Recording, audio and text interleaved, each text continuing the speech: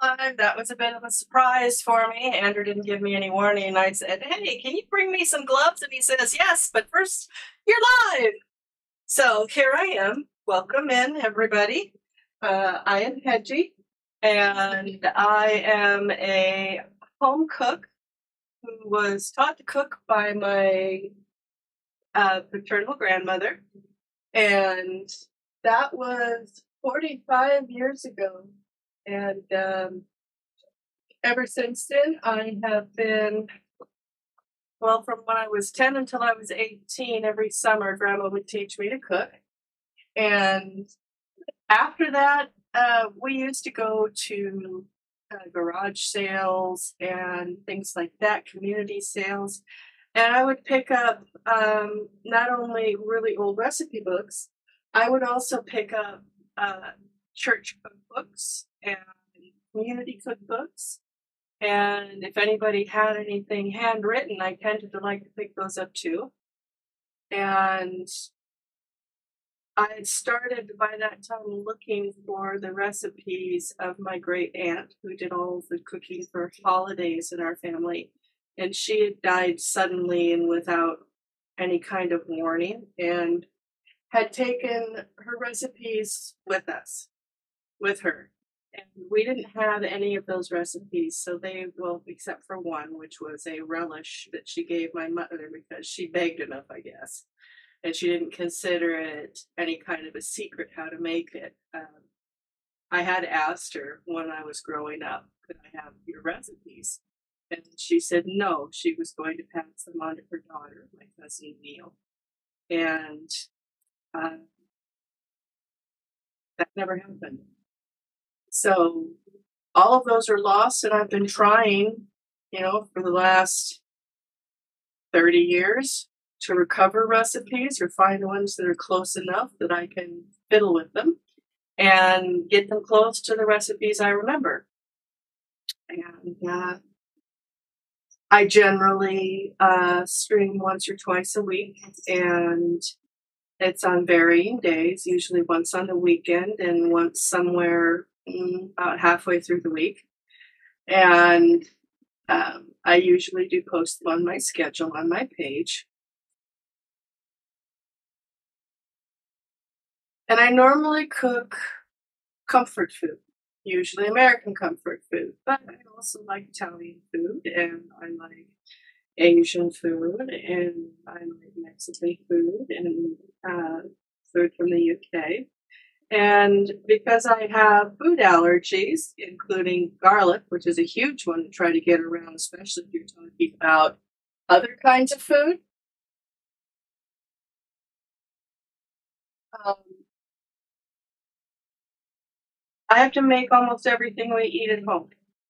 And yeah, I know. My other grandmother never wrote down her recipe for potato salad, the one that taught me to cook. She never wrote down her recipe because she just made it. It was, I mean, we all know what's in it, but if you don't have the proportion, it's not the same thing. I mean, potatoes, eggs, onions, pickles, celery, all these kind of things that are in it. And, you put mayonnaise and mustard in it, but do you know the kind of pickles that she used? Do you know that she added pickle juice to it? And everybody has tried to redo her recipe, and nobody has it but me. Because I spent the last year she was teaching me to cook having her make potato salad over and over. And nobody minded because Grandma's potato salad was the best. I mean, it was a major food. You have it with your sandwiches, you have it with dinner, you could eat it for breakfast, and we did. Um, and it's not the worst thing in the world for you either. I mean, it's potatoes and vegetables and eggs. So it's not exactly unknown as an idea for breakfast. It's kind of like breakfast hash without the meat in it. And I figured out something very important that summer by watching her do it, because Grandma could make a large. It's very distracting to see you do that while I'm working. Anyway, he if she made a big potato salad, it was exactly the same if she made a small potato salad, and yet she didn't write anything down. So I sat there and I wrote down what she put in each of her potato salads. And I figured out it was a proportional thing. She used a certain number of potatoes. And for those potatoes, that was what set the entire thing. How many potatoes she had set how many eggs she used per potato, how many pickles per potato, and so on. How many radishes, how many stalks of celery. All of that went into what made her potato salad taste like her potato salad, including the cuts that she used on the potatoes and eggs and the radishes and the celery. It had to be a certain size. It had to even be a certain shape. And if it didn't taste the same. So I wrote it down, and I'm now the only one in the entire family out of all 5 of her grandchildren and now great-grandchildren and her son, who's never made potato salad in his life, but his daughter tries too. And no one can make her potato salad except me and have it taste like her potato salad. So it's kind of one of those things. Ask for your recipes from your family members. Pursue them if you must. Get those recipes to preserve those ties. And we today are going to pursue a different kind of comfort food, something almost everybody in the world, except 2 of my nieces, like.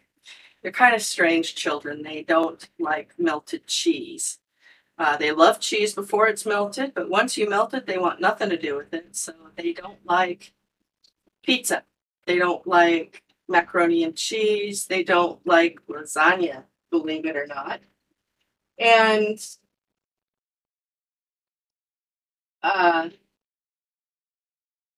so I'm going to show you how to make pizza today. And I'm going to show you how to make a calzone. And I am going to be showing you, potato salad is a very fiddly thing. I'm going to show you 3 different ways to make pizza depending on the cooking skill of the person involved. Now, making pizza from scratch isn't hard. At least not the way I do it, because my dough doesn't use yeast, so you don't have to knead the dough. You don't have to let it rise and punch it down and knead it some more and let it rise again and do some more punching down. And, it adds hours onto it. And if you believe some of the pizza aficionados, if your dough hasn't aged 72 hours, it's not worth thinking about. Well, my dough is just measure the ingredients, put it in, mix it up, and you can use it immediately. But I generally find the glutens within the flour are a little tight after the mixing. And I like the texture if you wait half an hour to an hour before rolling the dough out. So the first thing I'm going to do today is I am going to... Hi there! Lima 69669. Welcome in. Nice to see you. I am going to show you how to make the pizza dough that I make, and then I'm going to plunge from there into sauce. So, the first thing I'm going to do is put on some gloves because I mix this by hand. It's just the easiest way. I try to do it with a mixing spoon all the time, and I end up with my hands in it anyway. But I don't especially like to peel dough off my fingers, so I'm going to use gloves instead. Now, my recipe will be posted after stream. I promise I'm catching up on my recipes right now. I have let them get a little bit behind. But I see my husband doesn't want any pizza. So the first thing we're going to start out with is the pizza dough recipe. And I am going to make this, it's enough for about 2 pizzas that are moderate sized.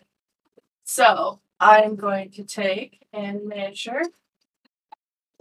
I have a permanent measuring cup in my flour. container. But it calls for 2.5 cups of flour. And I use very rough measurements on the flour itself. So I've got 1 cup there. And this is really easy. If you're going to be making several pizzas or you want to have pizza for a couple days because you're really having a craving, double the recipe. Hi, Maverick. How are you doing? So that's 2 cups. And then I'm going to get a 1/2 cup because it's 2.5 cups of flour. Andrew's wandering around. It's a little distracting. He usually only does that if he wants something. And I'm going to add a tablespoon of baking powder.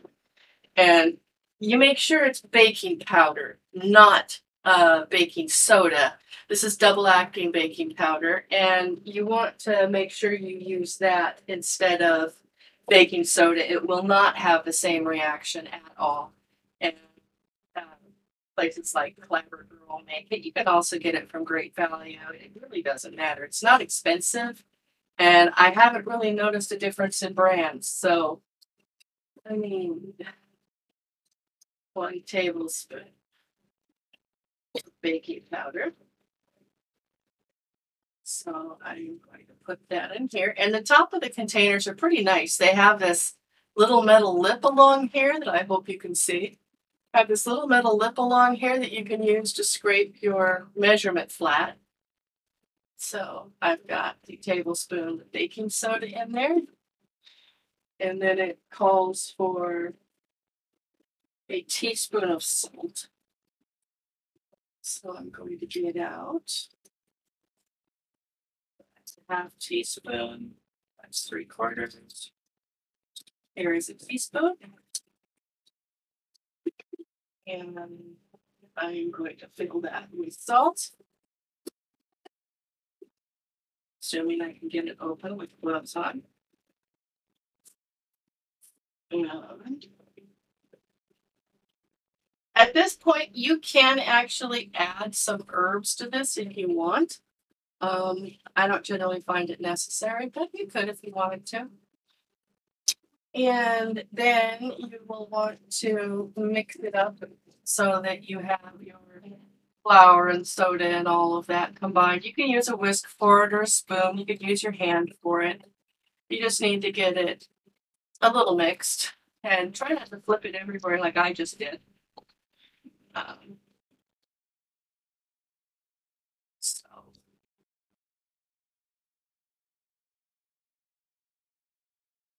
that is your flour. Done with that for the moment. I will be using it for rolling out this dough to make sure it doesn't stick to things. And now, at this point, what I need to do is get 3/4 to 1 cup of water, roughly. And now that's because the water that you put in this recipe is kind of on a sliding scale. You might need 3/4 of a cup. You might need a cup. You might need a little more than a cup. It's kind of like that when you're mixing doughs. Sometimes they're dry, sometimes they're not. It has to do with the humidity, not only in the air, but also the liquid that is in general in your in the product as well. And it changes during different times of the year. And now I want to add a tablespoon of oil. Now, you can use olive oil. The recipe actually calls for olive oil, but I don't like the taste of it. So, unless I'm making a salad dressing. So, I'm going to take the oil, and it tells you to actually put it in the water because you don't want it just to be an oily glob in your dough.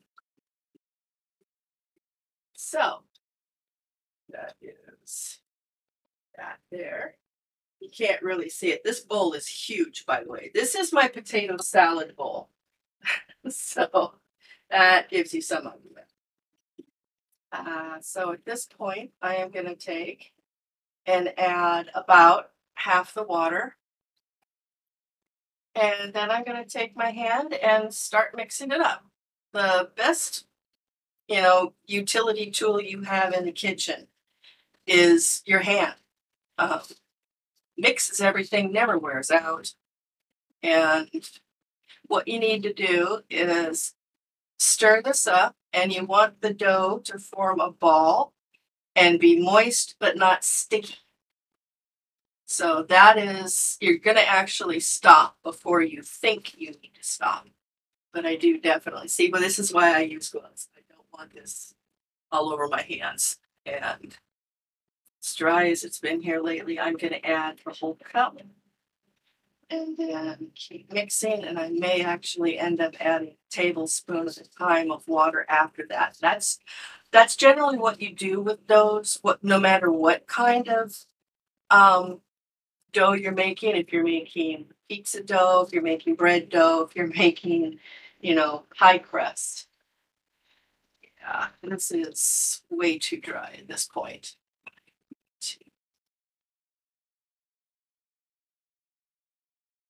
Out with my fingers to the best I can and bring out my bottle I have the water in.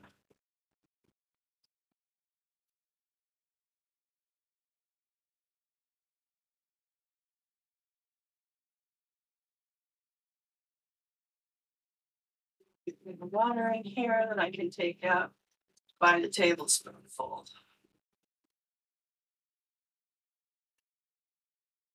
So, a tablespoon and sprinkle thing of water. I'm actually going to put 2 in here because I've still got dry flour in there. It's not a matter, it's just not smooth. It's a matter of I actually have dry, crumbly flour. So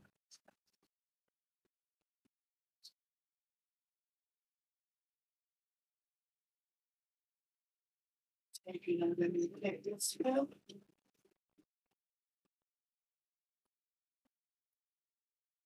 So I'm going to double it. Well, and that should actually do it now.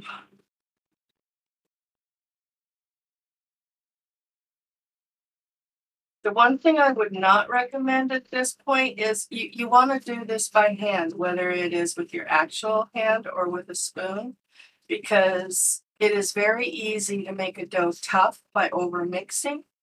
And if you use something like a dough hook, this is still way too dry. Wow. I'm used to our apartment, and our apartment liquid seeps into everything. So it was just so darn humid. And like I said, every batch of dough that you make is going to be a little different. This one is one consistency, and I may make one 2 days from now, and it will be completely different because it's raining out. So it does vary. So I've got this. It's coming together into a dough. I think you can see that. It is still a little loose, but it's going to tighten up as the water absorbs into the dough. It's a little sticky, but not tremendously. I mean, you can tell that by looking at my hand. It has absorbed itself and it's no longer sticking to my hand. Now, what I want to do is have this wrapped with something that will make it so it doesn't dry out. You can either put it in a plastic container, or you can put some tin foil over it, or some saran wrap, some cling film.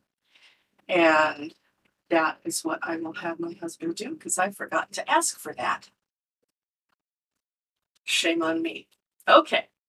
I need to have some paper towel or aluminium foil,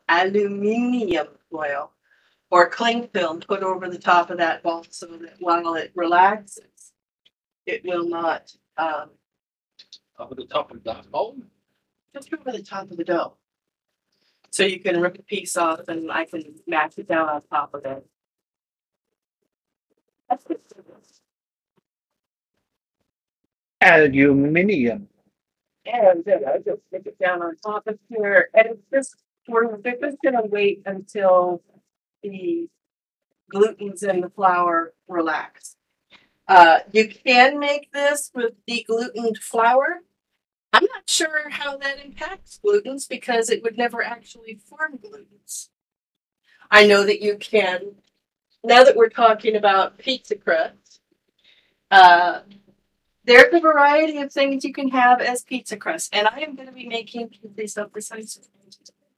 I am going to be making 3 different kinds of pizza crust options for you. First thing I'm going to do, though, is get the sauce on because that also needs to get cooking. I am going to be making a semi-fresh sauce. I'm going to make my husband bring me the things to do it because they're strung out all over everywhere.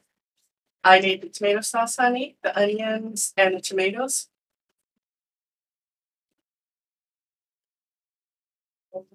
And tomatoes. Thank you. And now the rest of the stuff I can reach because they are right here. I've got some herbs that I'm going to put in my tomato sauce. And this is just a fairly regular, it is a fairly regular marinara sauce. Now there are options to this. You can use, there's nothing wrong with using plain old tomato sauce and using that because most of your taste in your pizza for most people is going to be in the toppings. Or you can use a product like this, which is named on brand Pizza Quick Sauce. And that has garlic in it. And so I can't use it. This pizza sauce does not have garlic, but I do believe it has bay leaf in it, which I also can't handle. So, but this is an option. So if you want to make pizza and you don't want to fiddle around, you think just tomato sauce is too bland, and you don't want to go to the 20 minutes or so it takes to make your own marinara, or you don't have some in the freezer, getting a product like this is just fine. And it works. 90% of the people, maybe 95%, will have no problems with this. And it's easy and it's quick. And then there's the different kinds of pizza crusts. You can make your own crust, as I did, and as I've shown you, it's easy. You measure it. It's all in whether or not you have a good recipe. And that's a pretty good non-rise pizza dough. It doesn't take 72 hours. The only reason it takes me more than the time you just saw is because I like the glutens to relax, because if you roll it out, you can get it to the thickness you want, and then it will still pull in, and then it will rise as it's cooking, and you'll end up with a much thicker dough than I actually like. So, am I showing up? Darn right I am. I do use fresh tomatoes too. So, all right, what I am going to make here, there's, like I said, there's different kinds of crusts. You can buy pre-made doughs. And I will be using a can of dough, not from Pillsbury, because it's twice the price of Great Value. And, there's nothing wrong with the product, Great Value, that put it forth. It's from Walmart. And it's, again, it's half the price. So I've got a can of pizza dough, would be made normally by Pillsbury. And they have both a thin crust and the original hand-tossed thickness pizza dough. And this is the original.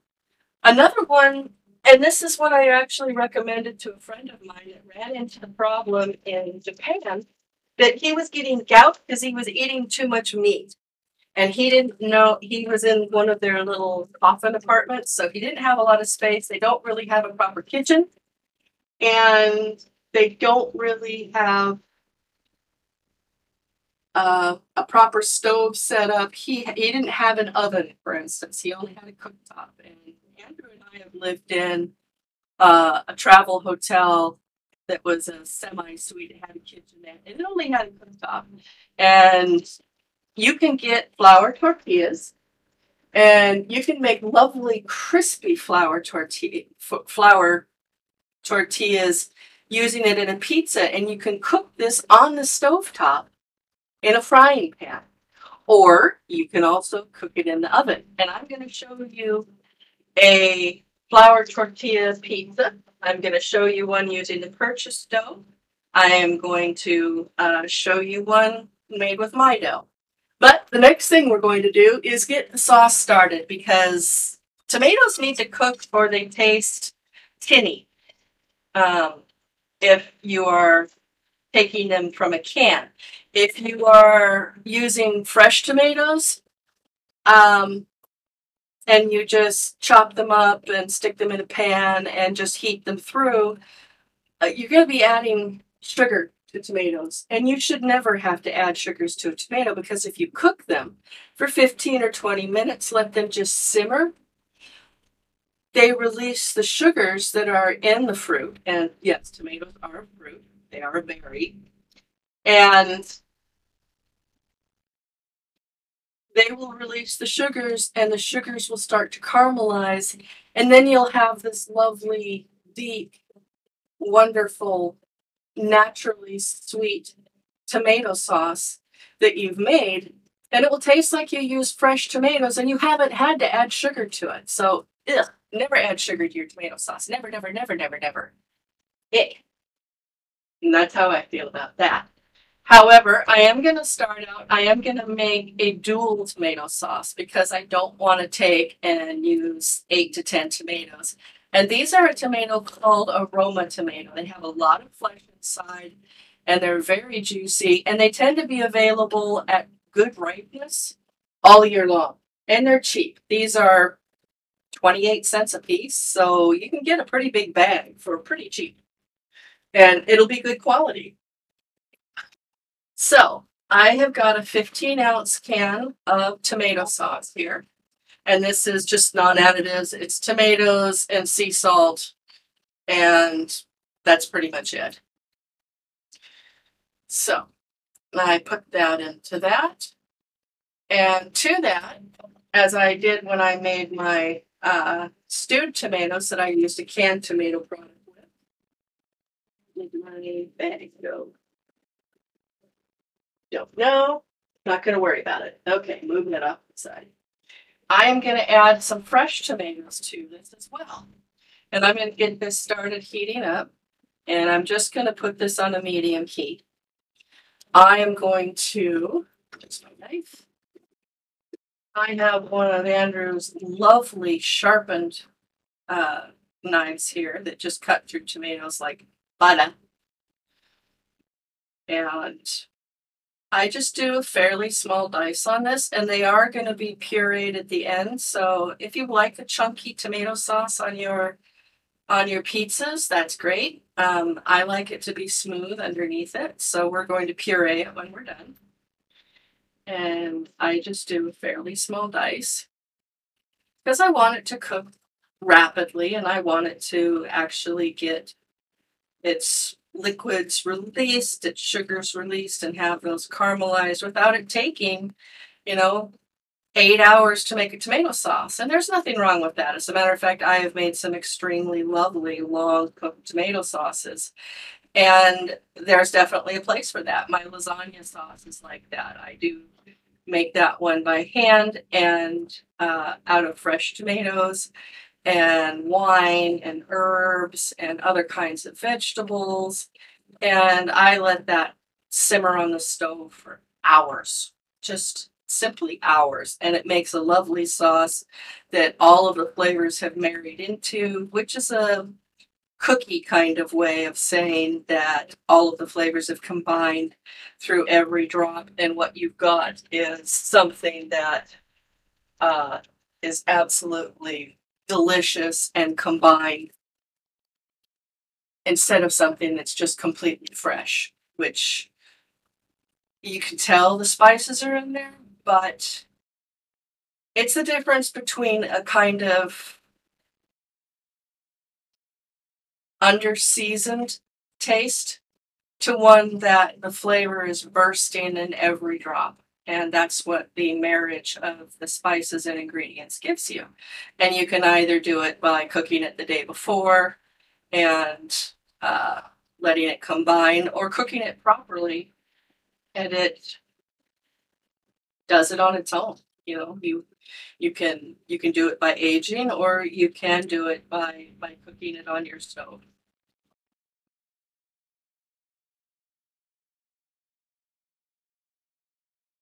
And if anybody comes up with a question over what I'm doing during stream, feel free to ask. If I don't notice it right away, uh, Andrew will poke me and let me know about it, because I do tend to keep my eye fairly closely on what it is I'm doing. And I also do not, he's cackling from the other room because I said he could poke me. And he may very well come in here with a broom and poke me with it. Why are you cackling? Tell me why you're cackling. I don't understand. Why am I showing off? Just use fresh tomatoes. My stream, I show. I've got a question. Where's my pizza? Well, it's not cooked yet, you impatient pillock. That, by the way, is completely British love, and I have learned to speak British to him so that he understands the affection with which I say things like, "It's not ready yet, dear." And that would be what you would say to an American. For a British person like my husband, you say, "Because it's not ready yet, you pillock, you plum, you prawn." They have very strange words that they just kind of put words in for that don't really mean what you would think they would. It's odd. The Brits are kind of odd sometimes. But then again, we speak very strangely to what they think too. So, like I said, this is even just 3 plum tomatoes makes a lot of tomatoes. So that's good.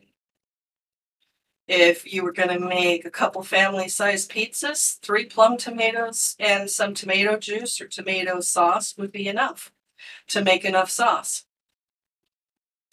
So I have got those there, and I'm going to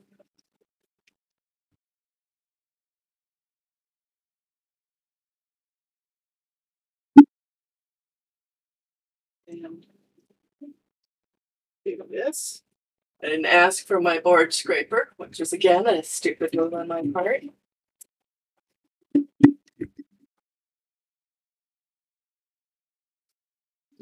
And the next thing you want to do is actually season your sauce while you're cooking it.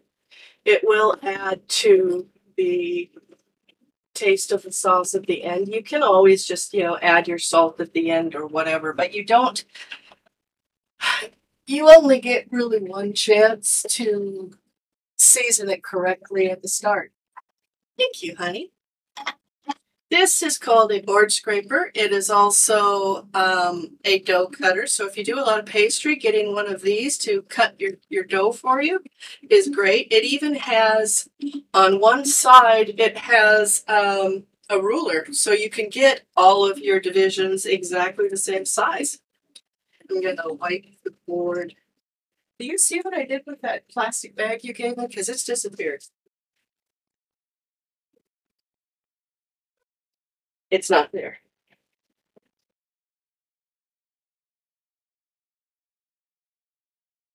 Must be in it. Andrew's in here arranging my stream equipment while we're talking. Hello.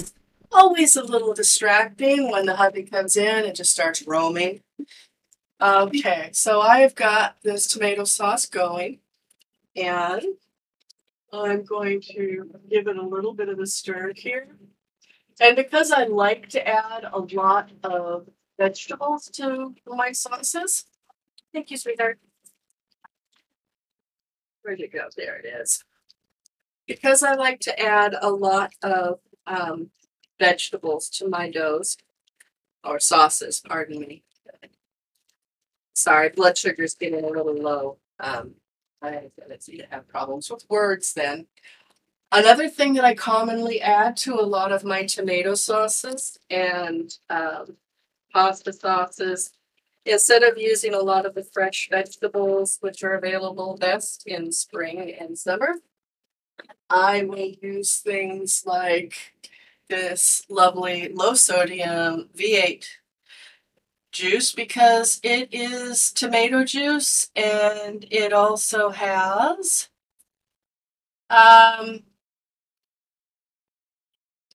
carrots and celery and beets and parsley and lettuce and watercress and spinach. And it just makes for adding a bit more nutrition to it. It has more vitamins and minerals. And it also just makes it taste extra good.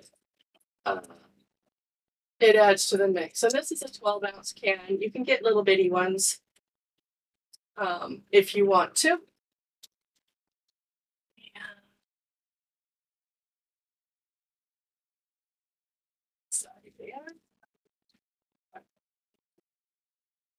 And for those who don't know, we have just moved. We've been in our new house. Oh, I love V8. I love to even drink it. Am I sounding better? Can you hear me better now that the microphone's been moved? All right, I'm going to start with seasoning. The first thing I'm going to add to it is going to be salt. And because I added fresh tomatoes, I'm going to add a teaspoon of salt. Otherwise, I would probably say half that.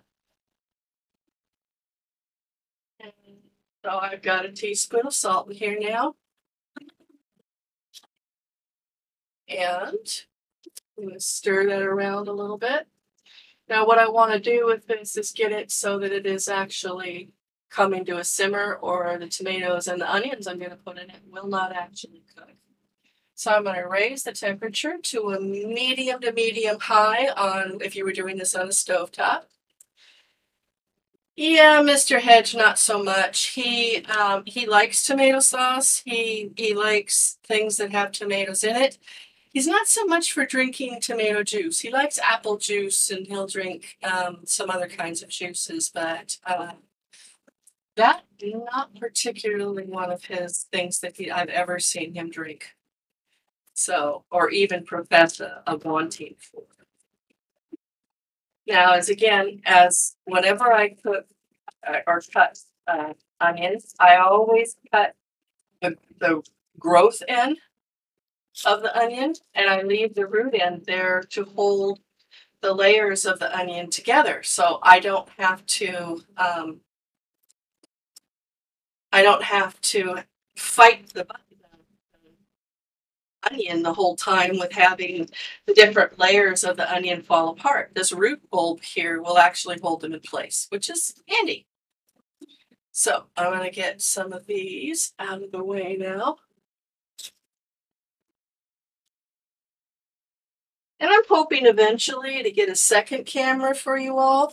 I am asking for donations. You don't have to contribute if you don't have the money or don't want to. No one's ever has to. Just like you don't have to hit subscribe to my stream here. You don't even have to follow. But doing that supports my stream both with money and without. So having followers is good, and having subscribers is good. It allows me to buy food for you guys to watch me cook instead of saying, yes, I'm making meatloaf again. And it allows me to do some of the streams that have more expensive ingredients, like some of my salmon streams and fish streams, because fish is always expensive. I'm going to get that out of there because I don't want to melt my favorite spatula. And I'm only going to cook half of the onion in this because onion is not what this flavor is supposed to be about. So get that out of the way. And I could leave it in bigger pieces because I am going to be pureeing, but it won't cook as fast. So I am going to dice this fairly small. And always make sure of where your fingers are when you're using a sharp knife. Especially be sure of where your fingers are if you're using a dull knife. And quite frankly, although it seems counterintuitive, you will get hurt more times in the kitchen with a dull knife than you will with a sharp one. All of the chefs say so. It's because they slip and stick and they don't cut through things, and they may instead, as you apply more pressure, cut through your finger instead, and that's just no bueno. So, I don't think I've ever said no bueno before in my life. Okay. Anyway, I do have a couple places where my little onion layers are slipping, but that's because I cut all the way through because of the curve of the onion. I don't do the rapid chef's kind of thing. I tried doing it for a while, and that was good enough when I was younger, but both my vision has gotten poorer as I've gotten older, and I refuse to wear my glasses when I'm cooking because they always steam up. And also my dexterity is not as good as it used to be because of years and years of being on keyboards all day, carpal tunnels, and my reactions just aren't as fast anymore. So I can't get my fingers out of the way fast enough, and I would rather cut a little slower, be more precise in what my knife skills are, meaning basically, if you ever watched a cooking show, that means are all of the pieces of the things that I cut up similar size, similar shape, which means it's not just a pretty thing. It's so that what you cook cooks at the same rate. Okay, I have added salt to that. I've added a 15-ounce can of tomato sauce and 3 Roma or plum tomatoes, depending on what region of area you're in. This is half of a sweet onion, and sweet onions are something kind of unique to America. So if you are watching from the UK or some of the other places in Europe, it's going to be not something that you're going to be able to find. Although I have found in our stores something they were calling Italian sweet red tomatoes. They were not sweet at all. Sweet tomatoes don't put off that heavy onion film that just pastes all over your eyes, and that's just bad. They also have a milder taste. They still taste like an onion, but they are actually sweet. Okay, I am going to add a teaspoon of oregano. Oregano is a wonderful, wonderful herb if you are talking about making anything with tomatoes, because it deepens the flavor of a tomato and brings it out. I am going to add basil, another Italian herb. You'll find it in a lot of marinara sauces. And I'm going to add a little bit more basil, about a teaspoon and a half to that. Oh, it smells so nice. And I'm going to add some rosemary, not classic in them, but it's a taste that I like, so it's in my marinara sauces.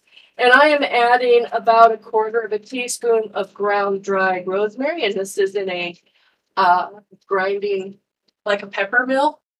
And it has a ceramic blade.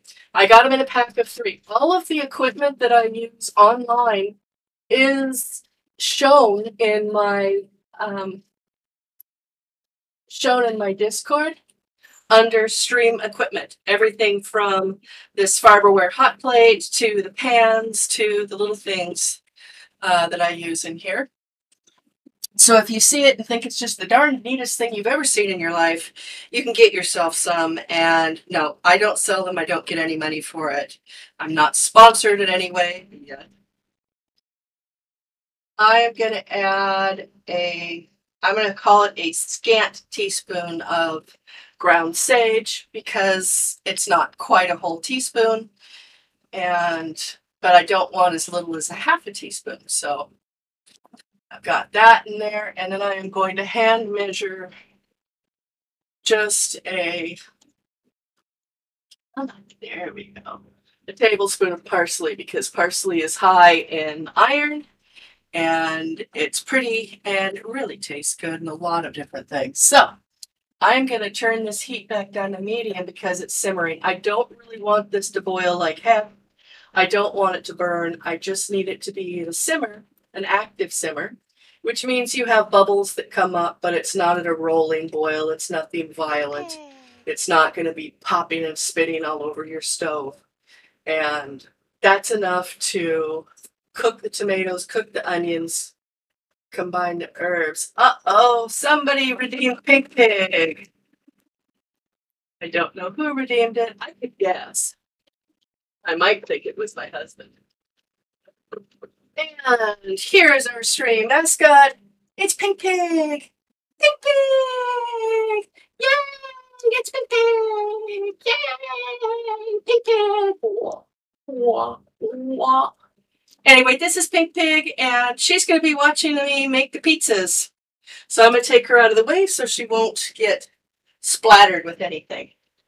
All right, I'm going to turn that down a bit. It is still a little too active of a simmer. I think you can see it's more of a boil than a simmer.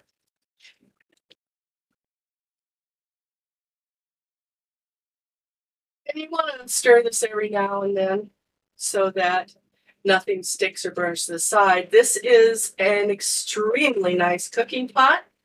My oldest brother, gave it to me for Christmas a couple years ago, or my birthday. My birthday's on the 19th of December. You figure it out. It's one or the other. It's so close I can't tell which. And this is a Cuisinart Cephalon. The other maker is Cephalon. This is a Cuisinart hard anodized saucepan, and they're absolutely fabulous. The entire Cuisinart line is great. The fact that they have it in hard anodized, which is pretty much the best non-stick you're going to have in the world.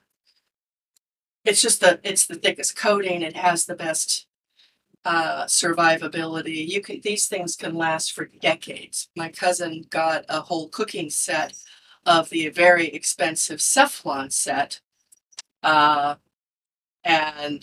she got that for her wedding 25 years ago. Still looks brand new. It's awesome. She cooks on it every single day. And I couldn't really justify spending hundreds and hundreds and hundreds of dollars that the Cephalon set took. But the Cuisinart set is just as good quality in my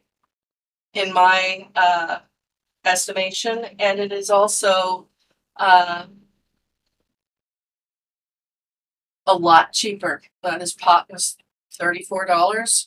My biggest stock pot is $78 instead of a couple hundred like hers is. So yeah, it's more.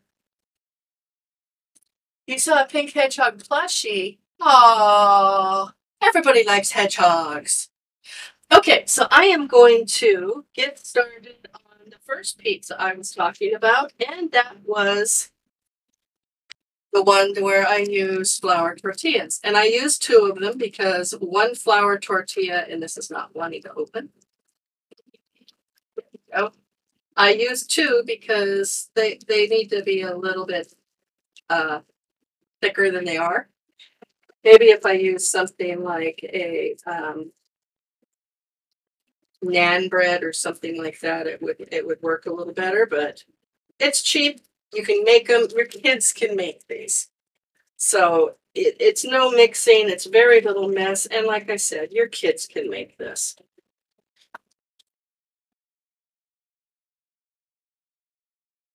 Yeah, that's a good thing to set out here. I need the vegetables you put over there now, honey. Thank you. Now, because our season is still coming along, I am not having access to good-looking mushrooms. They're kind of dried out and old, or kind of even slimy looking. And I no. Always make sure that whatever you cook, you use the best quality that you can get, because you're eating this. You're feeding this to your family. So, my pizza sauce isn't ready. I am going to use this pre-prepared pizza sauce.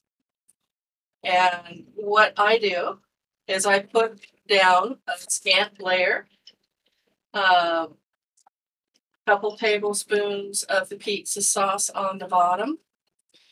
And it basically works to glue the two levels together.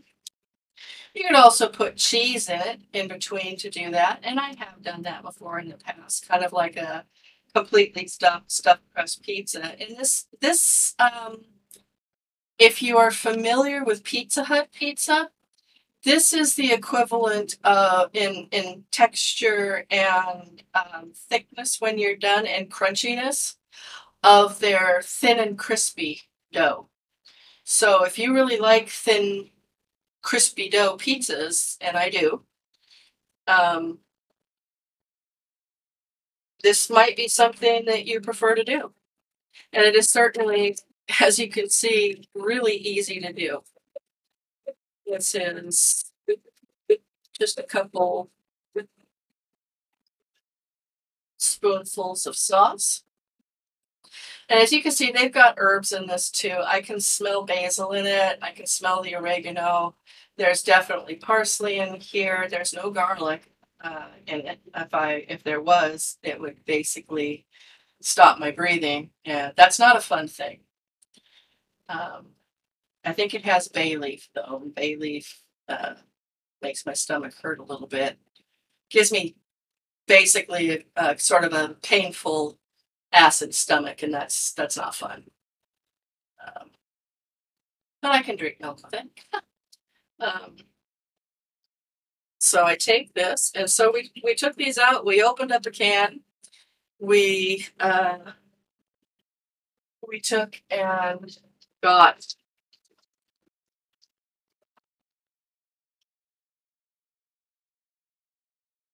opened up the sauce, put it together. Now I'm going to take shredded mozzarella. And if you want to make a sauce with mozzarella, you want to shred it yourself. But because they add anti-clumping chemicals to it so that it stays not clumped. But if you're making a pizza, it's good enough. It's not going to make a really smooth melt, but you don't need that. And I need to get my sleeve out of the way, or I'm going to be wearing sauce.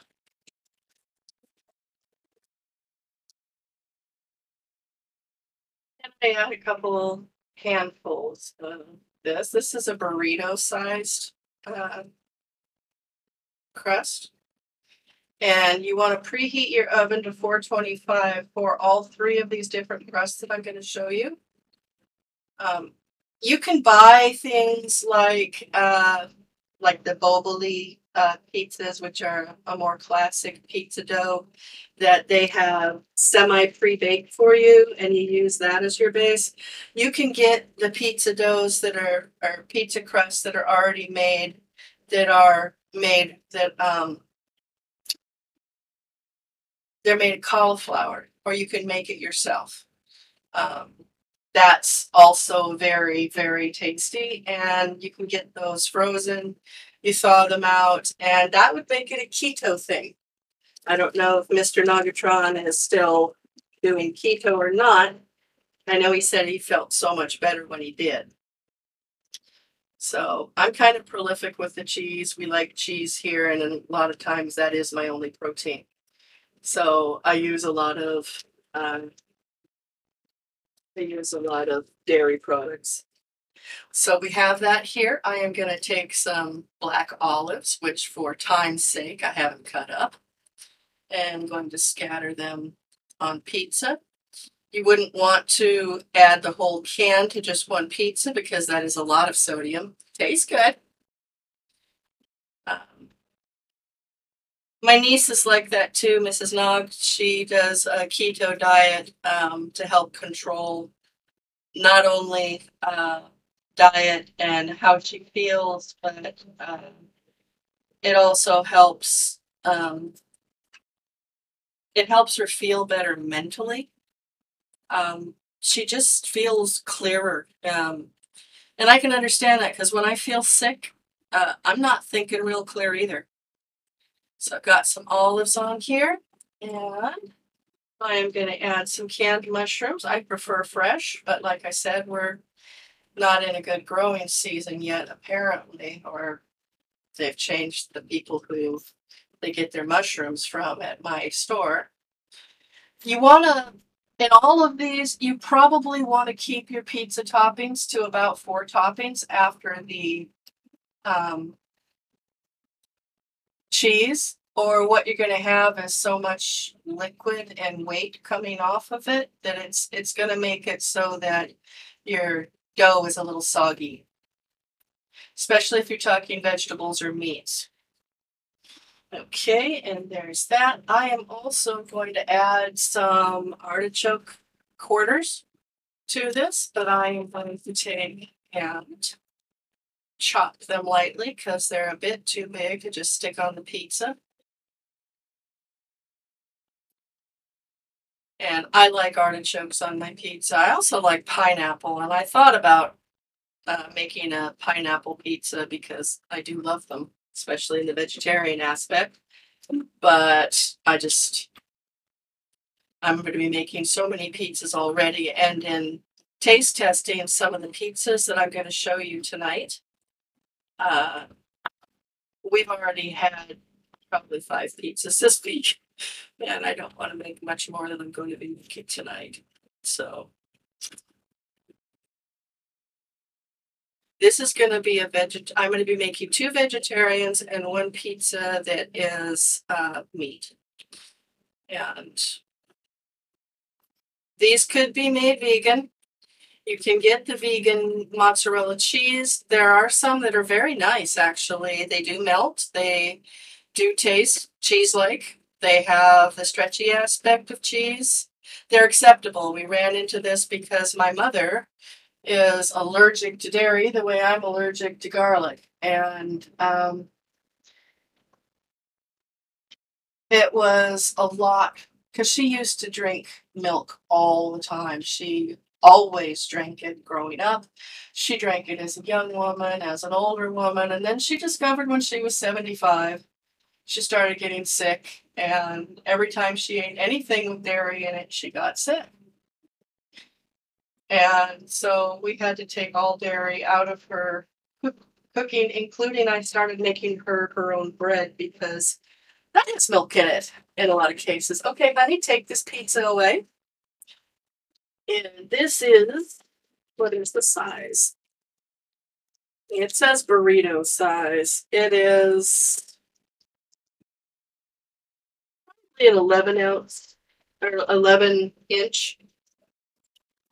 And my pizza tray is not only anti-cling on top, it's the I need to get something that has sugar in it. I'm going to be a babbling idiot. I'm already turning into one. I will be noticed. That's it exactly. Can you bring me a Coke, sweetheart? Thank you, honey. What was I saying? Oh, yeah. It is a non-stick pizza pan, and it also has holes in it to allow it allows the air to come up from underneath and gives you a crispier crust underneath.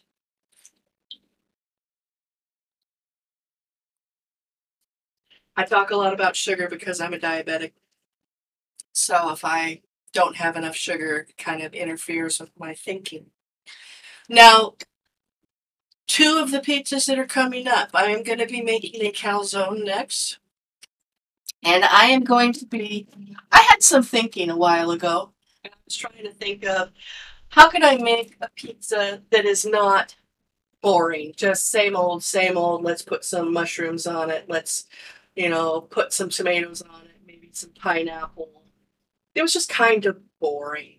And I started thinking of other kinds of pizzas that I could make. And I was trying to think of things I could do with leftover eggplant parmesan. And I thought, you know what?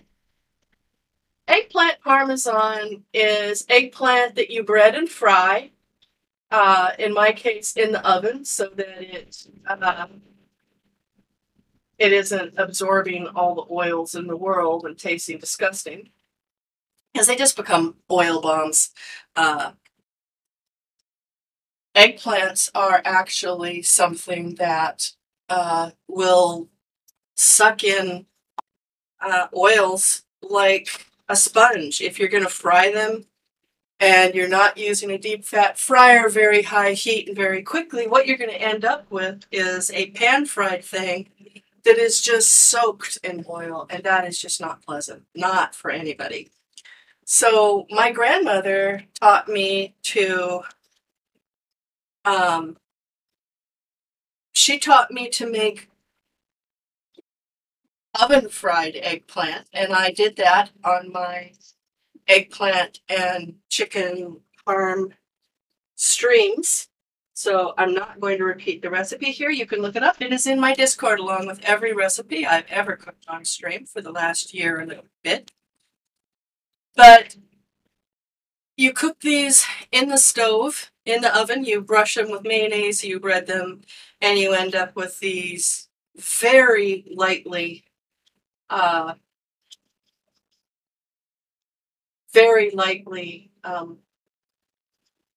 greased, so to speak, because it's about you brush them with mayonnaise. It's just like a thin coating of butter, and you brush them with that, and then it's just to get the frying effect basically, and it gets the crumbs to cling, and 15 minutes in the oven, and you've got these lovely, beautiful browned eggplants that are nice and tender and soft.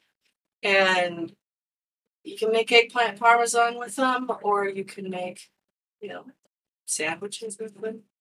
You can eat them by yourselves as a snack.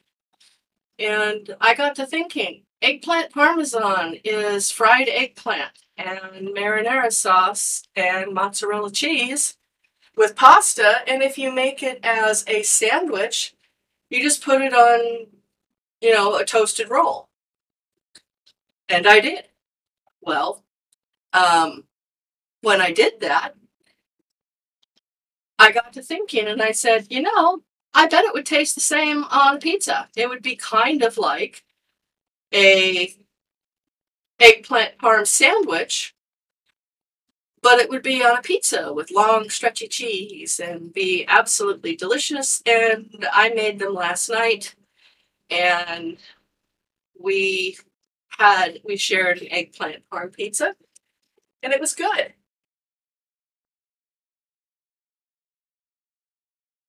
Yeah, the rich man doesn't care how much oil she uses, but on the other hand, if he doesn't want to spend a lot of time in the bathroom afterwards, he will care how much she uses. So I am going to cut up the eggplant, and I am going to make an eggplant parm pizza. Or actually, I'm going to make a calzone with eggplant parm. The meat pizza I'm going to make is going to be for Andrew.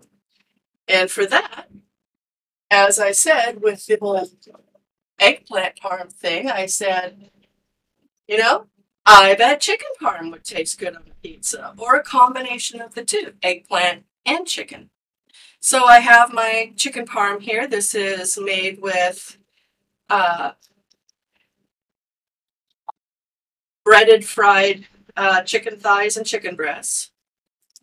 And they're seasoned, and I am gonna, we figured out when we didn't cut up the eggplant last night that it was a little hard to eat on the pizza. That was the only thing wrong. It was delicious. But we figured we would also I figured that I would cut up the chicken parm that I had and would use that so that it would be easily bite-sized. And then I would be using that to make an eggplant pizza.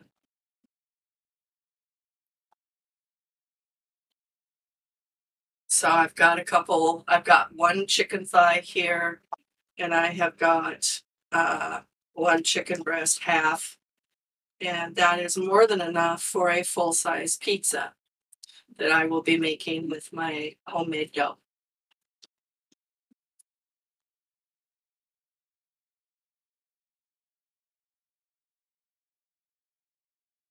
So far, nothing terribly complicated, is it? The most complicated part was making sure we still had eggplant parmesan here after I made it last night because it's tasty. And Andrew does love the fried chicken. This has Italian seasoning in it, as in basil and oregano. It has Parmesan cheese in it, and I use panko breadcrumbs. And that is then fried, and it's tasty. It's crunchy. Even today, it's still crunchy. So that's a good thing. Some of the crust is going to come off when you cut it. That's true and unavoidable. Honey, I need you to take the sauce into the next room with the immersion blender and blend away. Do the manly loud thing away from the microphone, if you would. I'll give you a piece of chicken. Here is your payment, sweetheart. You're probably going to have to grab it yourself. There you go. And I'll turn the heat off and be done with that portion of it.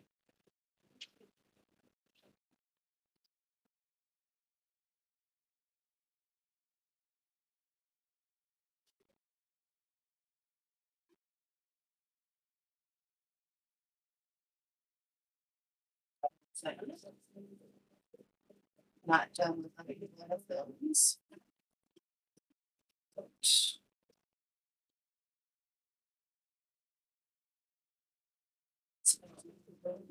Pieces when it comes out. Yeah,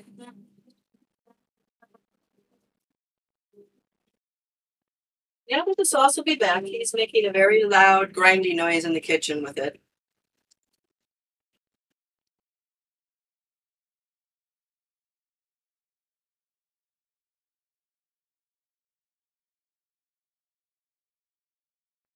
So,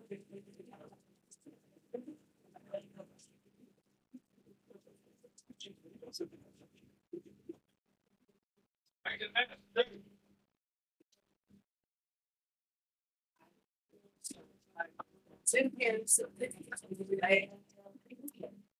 don't need them anymore. Okay.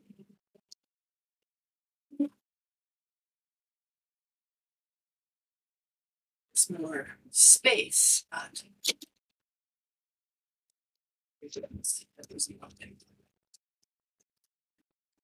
And that's empty. Let's go ahead and put the sauce back. Yeah, that's good.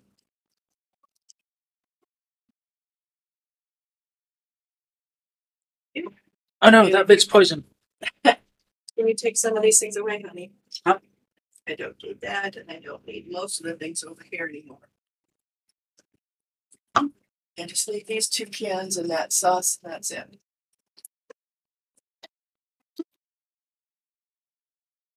And I've got a rolling pin here for actually rolling out the dough. Put that off to the side.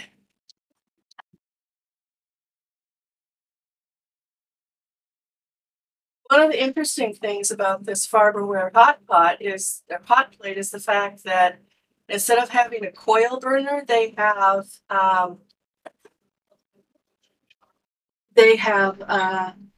solid cast iron. So it takes them a little bit to get up to heat, not a terrible time. But once it gets up to heat, it stays there and it heats so evenly and well. But it means that it also doesn't cool off rapidly. So while 5 minutes may be enough to get a burner on the stove to be cool, it does not work that way with your burner that's a Farberware. Okay, now I am going to be working on rolling out pizza dough.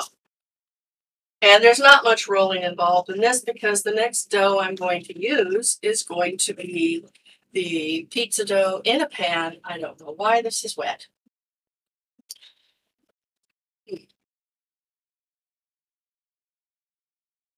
Try to dry that off. Now, generally, yeah, you do want to wash your your silicone mat like this. It has a guide on it to tell you how long things are in circles, how long things are if you're rolling out a square. But they don't work especially well if they're wet. So we're going to go over that, turn it upside down so it's further away from me.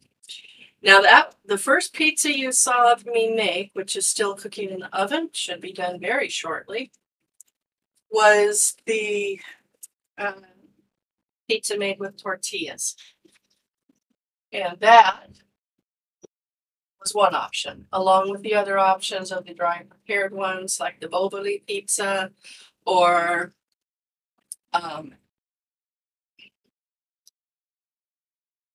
your crust pizza.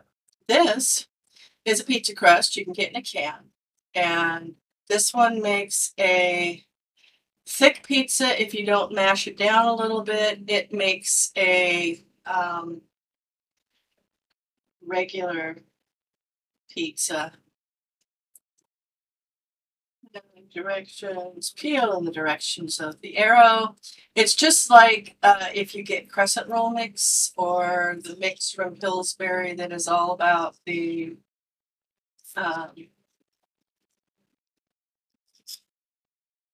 if you get the cinnamon roll, it's not followed very well. And then you take and roll, or you call your husband and say, "Husband, I need you to open my pizza dough like you did last night." Oh, we've got the first pizza here ready.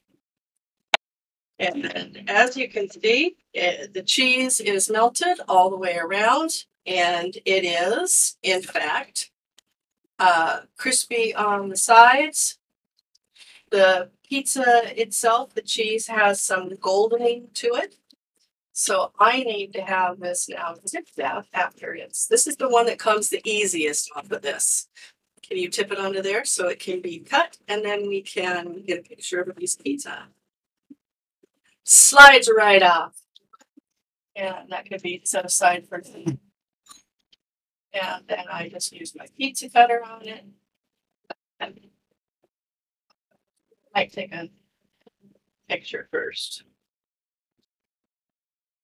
because it's not going to be as pretty when it's absolutely smoking hot like this. And it's going to blow pizza cheese and filling everywhere. So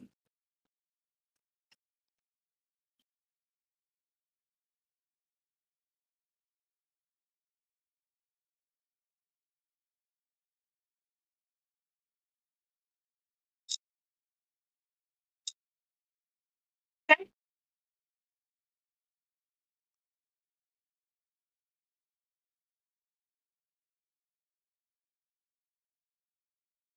That's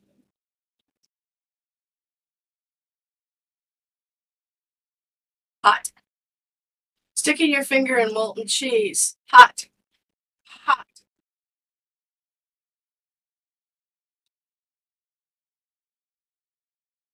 Hope everything turns out okay, Tom. Okay, so I'm going to keep this in larger pieces. I am just going to cut it into sixths.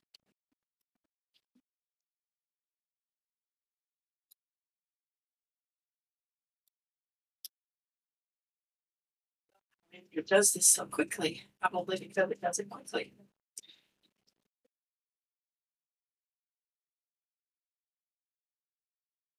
Not sitting down when you're doing it too is probably a good one. Okay, so it gives me pizza thing here. I am going to pick out a nice piece of pizza.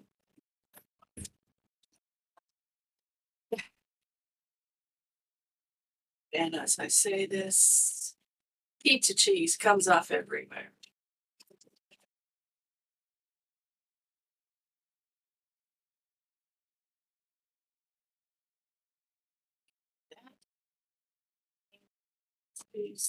A little more neatly. At least I think I would.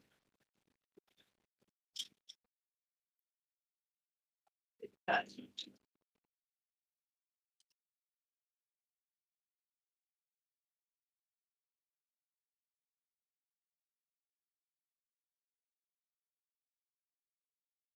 That's not even pretty. On that side. And I'll put this one up there, which is kind of pretty. And I'll take this and hide the place where the onion thing was and go ahead and take a picture of that. And Slice. I am going to taste a slice because I can taste this, which is more than I've been able to say about a lot of the foods I've been cooking. So, I'm going to taste this molten hot cheese, risk life and limb and tongue for you.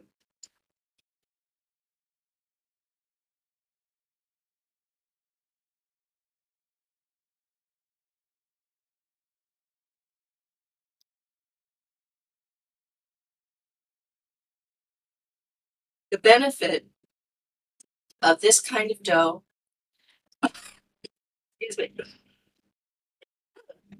aside from an errant topping trying to kill me, the benefit of this particular kind of crust is if you like mostly topping, if you're a diabetic, say, you want to control the amount of carbs you have, this is an excellent choice. If you have children, teenagers, that don't really know how to cook, they could put this in the oven for 12 minutes, and they end up with a crust which is very crunchy. It's fragile, but it is extremely crunchy. It's a beautiful slice of pizza. And it is very, very thin. And it's absolutely delicious. It is a light, crisp tasting crust. The sauce is there. You can taste that. Lots of cheese. And you end up with anything from a snack size if you're going to split it between kids, or, if you're kind of a big guy like my husband, he's 6'3". He can have this and, have a vegetable or a salad with it. And it makes a nice sized meal. I'm going to have this taken away. You keep eating? I'm not going to keep eating because I need to keep cooking. So, excuse me. Now, as I said, I am going to be using flour in this because I need to make sure that it doesn't stick to things. And I'm going to take some flour and just scatter it across the silicone baking mat. My mother had something like this the whole time I was growing up, and the material that she made it was made out of, it looked like this, but it was stiffer. It wasn't silicone. They didn't have it back then. I'll be ready very shortly with this one. And she refused to be parted with it, and I couldn't think of a clever way of stealing it, so I didn't. Now, just like with the crescent doughs and such, this comes out of the can. It's already been kneaded. It has already been toyed with. It's pretty much ready. You just need to make it the shape you want it to be. And it comes out kind of mishmashy mushy like this, and you want to make sure that you get it stretched to the shape you want, that you get it so that it is the thickness you want. And I am going to be making a calzone. Now, calzone, for those of you who have heard it, don't really know what it is. Does it take different dough? No. It takes just pizza dough. And you can, if you make it with bread dough instead of pizza dough, and there is a slight difference in the ingredients, it's called a stromboli. It tends to be rolled then, and it's called a stromboli, not a calzone. So, going to lay this out like this. Stretch it so it's a more regular shape. Pat down any fatter areas. And in this case, what you do A calzone is basically all of the ingredients you want in your pizza, but it's tucked inside a pocket. And you do not want to have it be, you don't want to have a whole ton of sauce in it because a whole lot of sauce, it would run all over everywhere. You just need a little bit in there. And like a pizza, I don't run the sauce all the way out to the edge because you need to get the edges to stick together. So it takes a couple spoonfuls of the sauce here.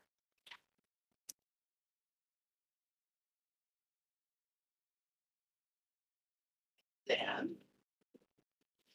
crap, I need cheese, which is over there. That is already cooled. Let me leave it out of the way and see if I can reach my food.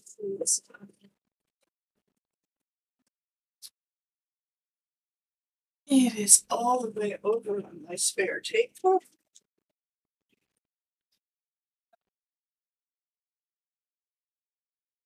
So I'm going to get creative. I just had the worst case of deja vu. I need the pizza cheese. Okay.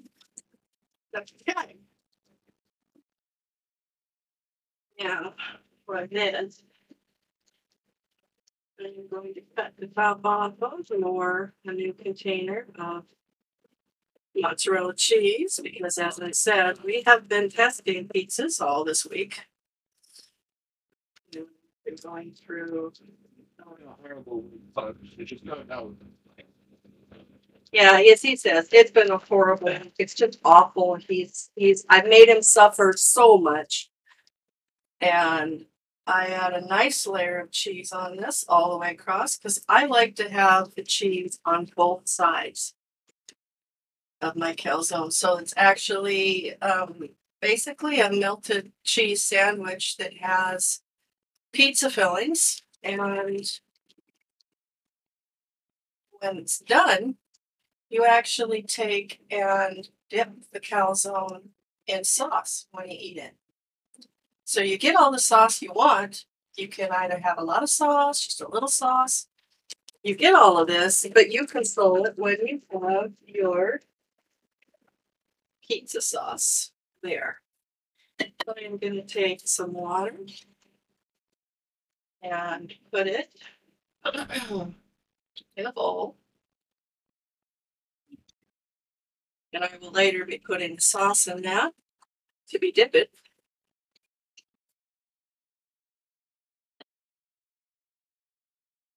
And I will take and water edges so that the dough will stick together.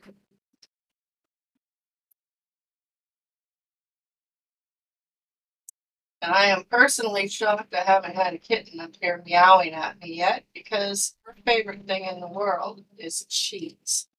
If she smells it, if she sees it, she's here, she's wanting it. She's been trying to convince me she likes pizza, and I don't believe her. No, I don't.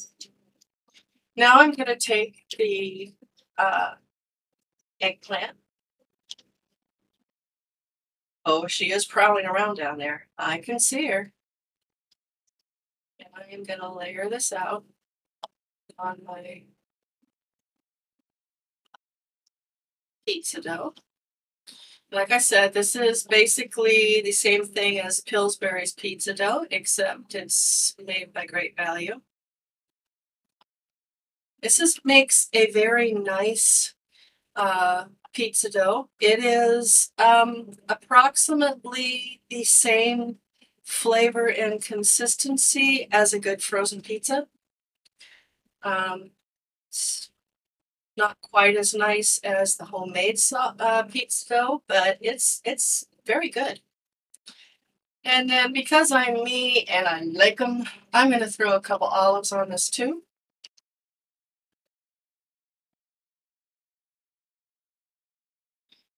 It's not a lot, and I've put a lot of filling in this already, so I'm trying to be delicate. Not that that works with me very much.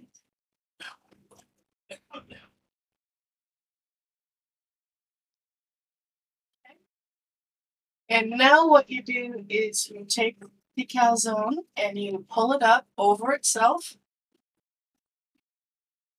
And then you pinch the edges of the dough together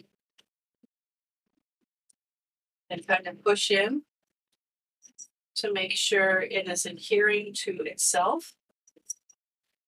And then to go a little further, if you have ever made a pie dough, what you do is you start in an area and you fold it over and then you kind of crimp it at the same time. And I'm actually going to add a little water around the top edge here too.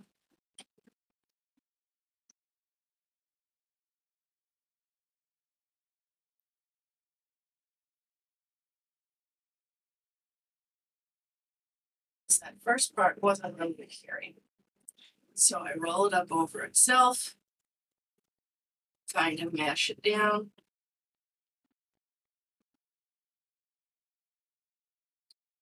And people more familiar with how to do this would probably be able to do it faster and prettier and all in one move, but I'm not that good at it. I've made calzones a time or two, but I haven't really made tons of them. I like my pizzas open-faced for the most part. These have their place, though. They are definitely a neater food to eat than a pizza because they basically don't drain all over everywhere. So,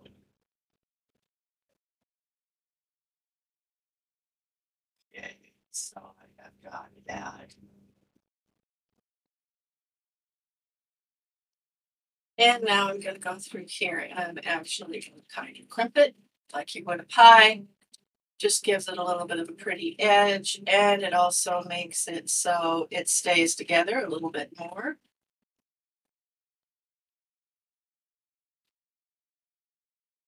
And like with a pie, you can start anywhere and end anywhere, so that's kind of comfortable. Your classic calzones will be in a half moon shape, but I'm using square dough, so mine is going to be in a rectangle, and it won't hurt the taste at all.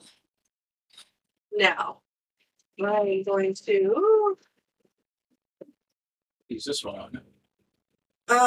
no, I'm actually going to use this so it gets done on the bottom too.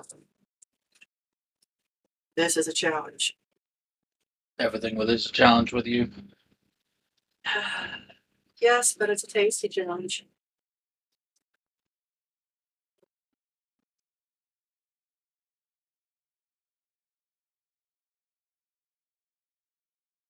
And then I put it over. And there I have brushed it out the extra flour as I can. The edges have stayed crimped. And I am going to now poke a couple holes so that there is venting that goes on and it doesn't explode.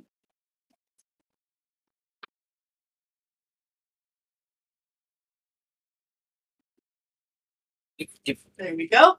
And that will go in the oven at 425 for 15 to 20 minutes.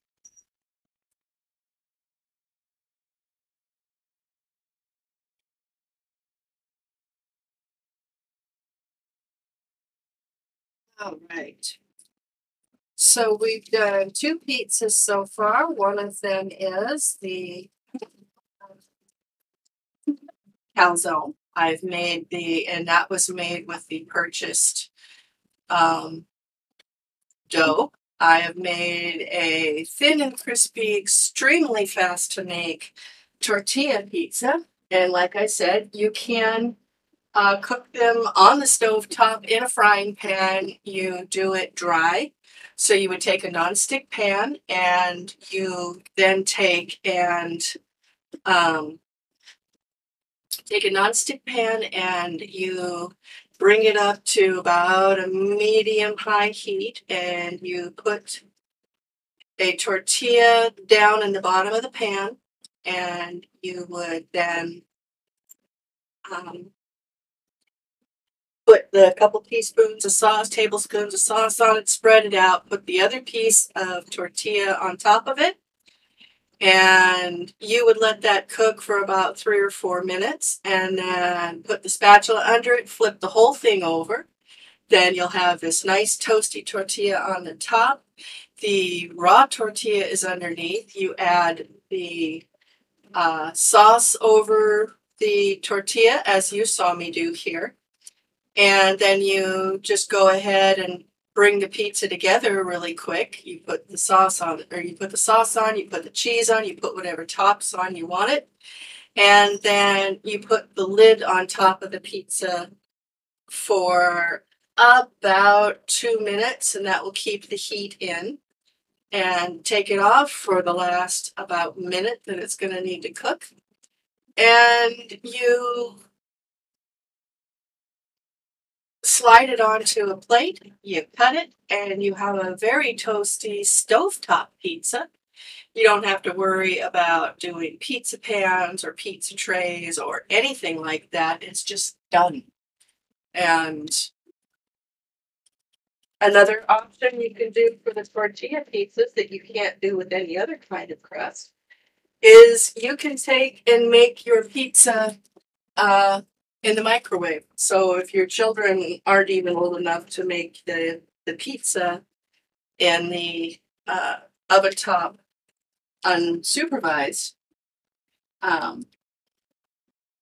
you can have them make it like a quesadilla that you make in the microwave, where you take a couple pieces and again spread some sauce between the two halves, and then have them construct their pizza on top and put it on an oven safe plate and slide it into the microwave. And for a large pizza, you're looking at about 3 minutes. And for a smaller pizza, if you have like a fajita or a taco sized tortilla shell, it's anywhere between 1 minute and 2 minutes, depending on the size. You can microwave it in 30-second increments to make sure that you get it the right size for the right size pizza.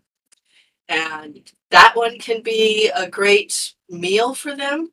If you use the fajita size or the tortilla size, or the taco size, it can either be a meal for a small child, or it can be a snack, like when they get home from. Now, I am going to make the dough for Andrew's pizza, the third pizza that I'm going to make. And this pizza has rested.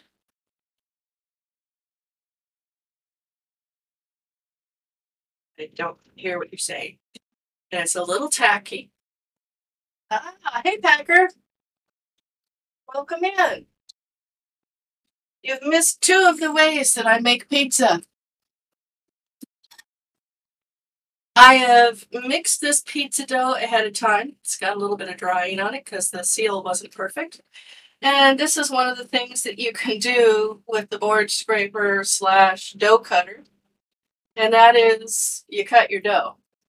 Now, the batch that I made here is enough for 2 pizzas, as long as they're not giant pizzas. So this is going to get me a little gummy.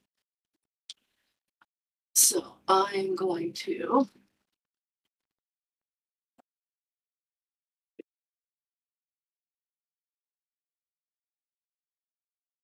take some of this flour and put it on top here so that I could deal with it. And I'm just going to make sure it has flour all around it so it won't stick to either my hand or to the pizza, the rolling pin. So I've got that. The dough is nice and pliable. It is soft. I really recommend putting it in plastic rather than having the tin foil on it, because the tin foil isn't the best for keeping air out. So now I take my rolling pin, and I have a solid wood one. I don't really like the ones that don't really like the ones that have the rolling pin through the middle, and it could be made of anything from plastic to metal to my other favorite one I had for years was a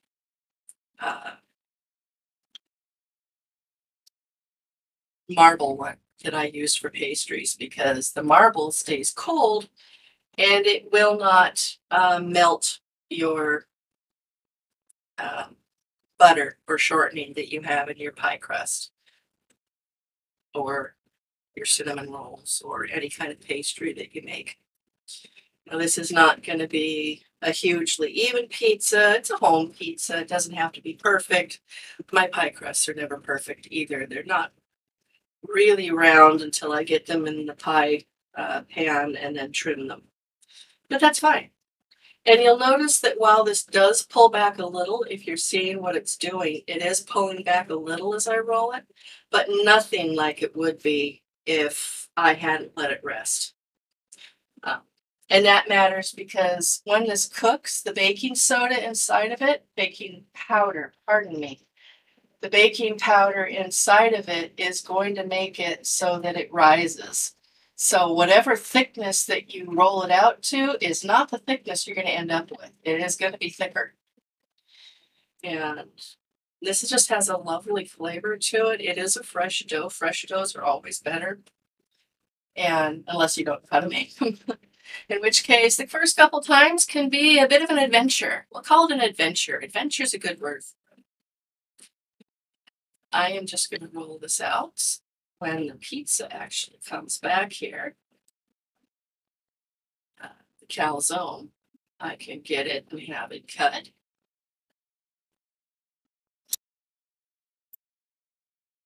It's a little bit of water to get this dough to stick together at the edge. Get my now floury sweater back out of the way. We've had a dip in temperature the last several days, so it's been a bit of an unusual colder temperature. We've about halved the temperature we've been having. For a while, we had temperatures in the 20s, and then it bounced up into the 40s to 50s. Now it's back down in the mid to upper 30s. So it's been an adventure, at least as far as the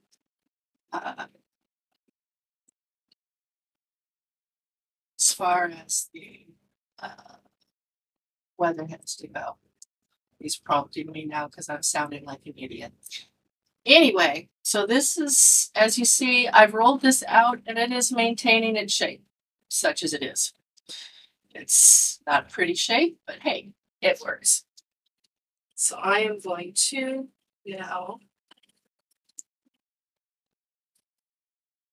take and get the excess flour off of this so that when I have to slide it onto pizza pan, it isn't going to throw flour everywhere. Not everywhere, it will still throw flour.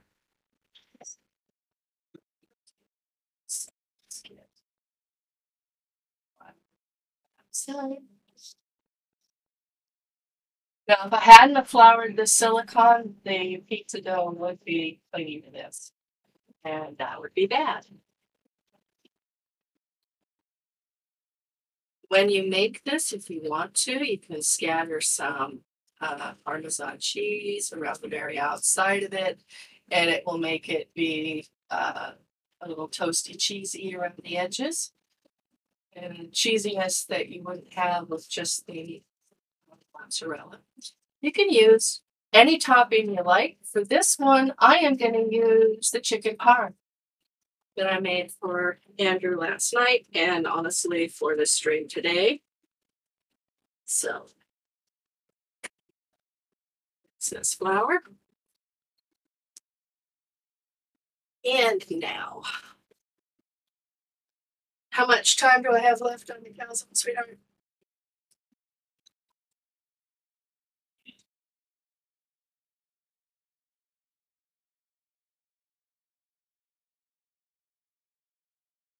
Four minutes. So take Try to stretch this into a slightly more round pizza. I've got this little divot in the corner that looks like a giant bite, as if a giant had come along and taken a bite out of it.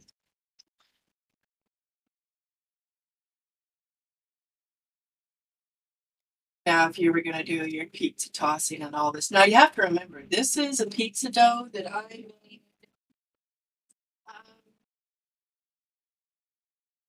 a little over an hour ago. And it's as soft and pliable as a pizza dough that you would make with yeast in it. But all I did was mix it up and let it sit. So that's nice. This comes up, and it does. I'm going to start by putting some sauce on this. Always start in the middle. That way then you can spread outwards. And this pizza sauce that I made, if you have leftovers, you can use it on any kind of pasta. You can add sausage to it or hamburger to it and make it meaty marinara sauce like you would have on spaghetti. You know, make pasta to do with it. Or you can put the meat in it and throw a little bit of leftover pasta you may have from somewhere on it and float it into a big French roll, and you can make yourself a pasta sandwich, and it'll be absolutely yummy. You can put butter and garlic on the bread, make it a garlic bread roll that you put it on. If you eat garlic, and let's face it, most people do. One of my favorite things used to be garlic bread until I became allergic. Then it was no longer a favorite. So there is hope. Your allergies do change every 7 years, but so far mine's only gotten worse for that. Not allergic to kitties anymore though, so that's always good. More sauce in this. The one thing we learned when we tested the eggplant parm pizza last night was that it needed a little extra sauce. I need to talk louder? Okay, I'm sorry. In this case, I can get that out of the way. And I'm going to, I don't want to really load this down until I get the thing out of the oven. So instead, I'll just make this piece of chicken here. Chicken. I had to test it. I had to make sure it was of the highest quality still. It is.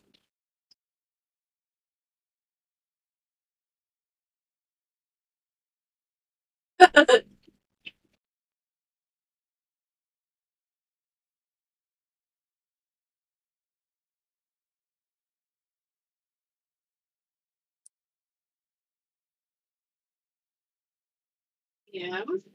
1, 2.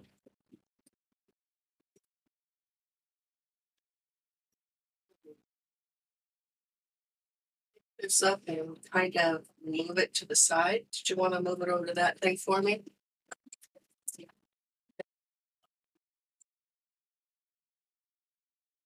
I will get this out so we can just toss the other pizza on top of it, or calzone, pardon me.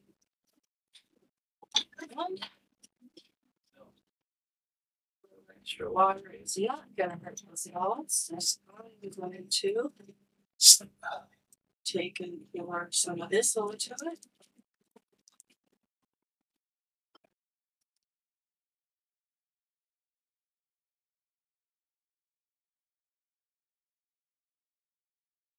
Give that another 2 minutes. Doesn't look quite done all the way.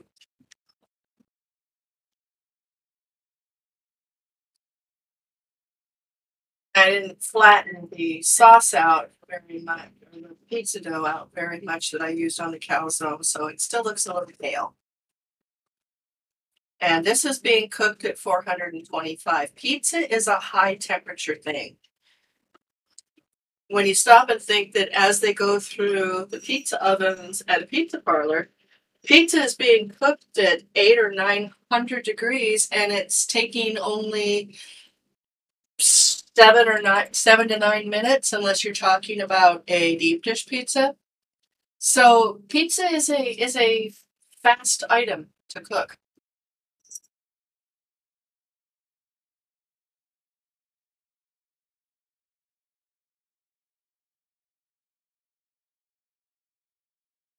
I don't have the cat down there begging me for cheese.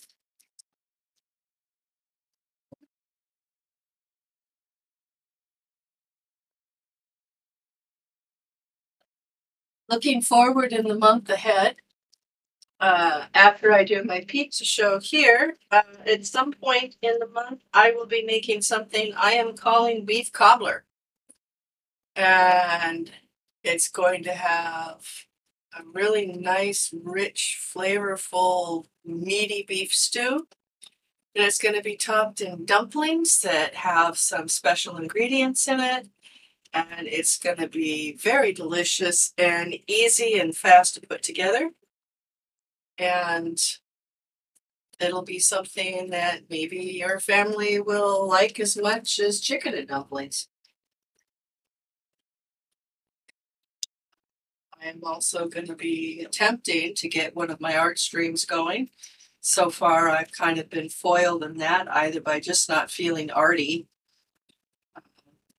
Art, for me, is something that I don't do day in and day out. And it's something that is very, if I'm not in the mood to do it, I can't do it. So, not great, but it is what it is. And we now have the timer going off for the calzone. And you can throw it right onto here. See how nice and big that is. Now, if I had sprayed this, ooh, that's hot, with oil on top of it, you wouldn't see the flour that was on top. I'm going to let that sit there for a minute. I need the other plate with.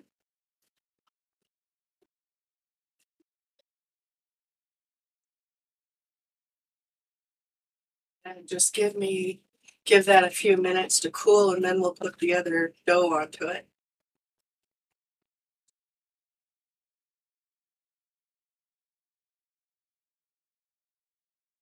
Now this actually cooked 17 minutes. And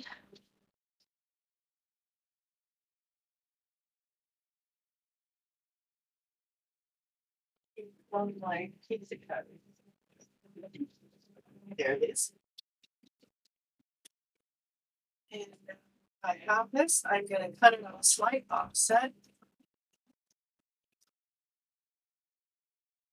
I am going to cut that on a slight offset.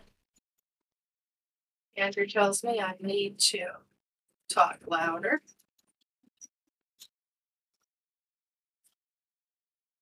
And this will help me in that this is an enormous pizza. This is an enormous serving. This could easily do Andrew and I. And to pick it up and show you, this is the interior. It's got some sauce in there, but not a lot. But then you don't want it to have a lot because it's drippy then. I'm going to take and put that on the plate.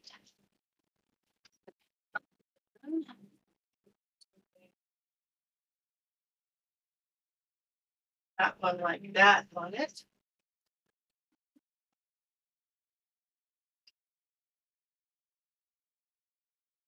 Don't quarter in the sauce, so you get the idea. Wow, is that hot? Yeah, it came out of a 425-degree oven. I don't know why I'm I apologize for my wife. She's an idiot at times. I am kind of. Okay, go away and take a picture of that quick while the molten cheese runs out of it.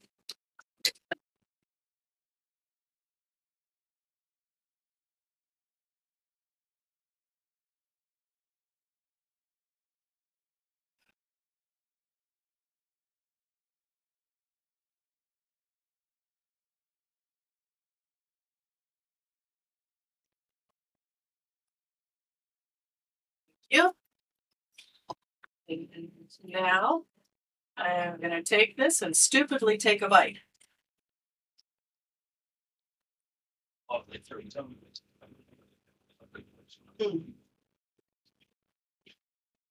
That's delicious. The dough that you use here, it is toasty on the bottom. It is crispy and crunchy on the outside. It doesn't taste like a homemade dough, but it does taste pretty much on par with what you would think of with another pizza maker. Do you need to use the spatula? Here, let me help with that then. Let me help with that. Just, I will bring this over to me. And I will take this.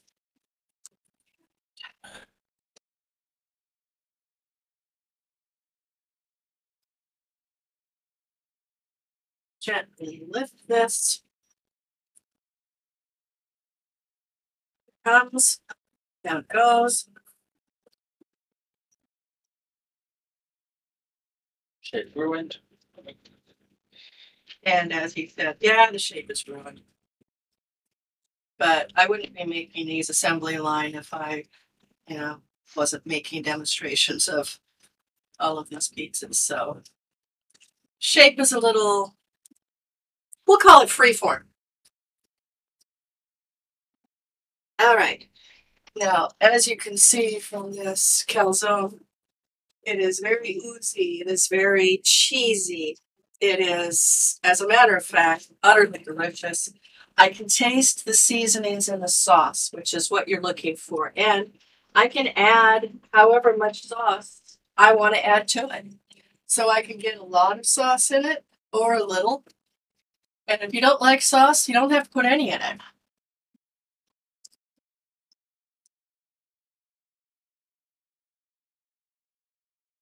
There's a good amount of sauce in this. There's a lovely amount of cheese.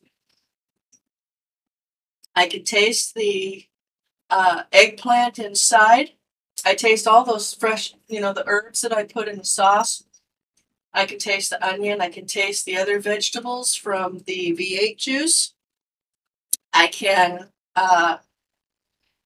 taste the eggplant and the Parmesan cheese. There's even a little bit of a crunch from the eggplant inside.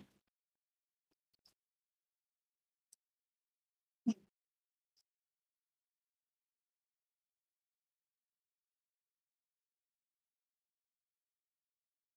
was a big molten bite. That is just gorgeous. It's kind of like the best idea of a stuffed crust pizza ever. But it's not a stuffed crust pizza. Oh, no, kitty, get off of there.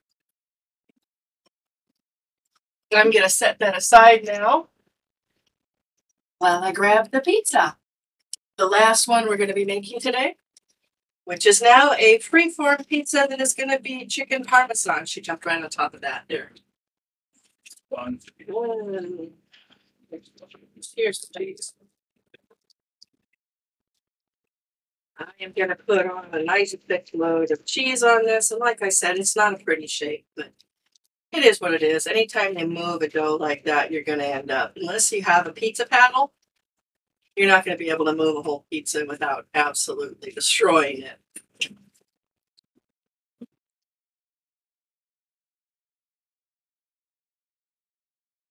We like cheese loaded all the way to the edge when we can.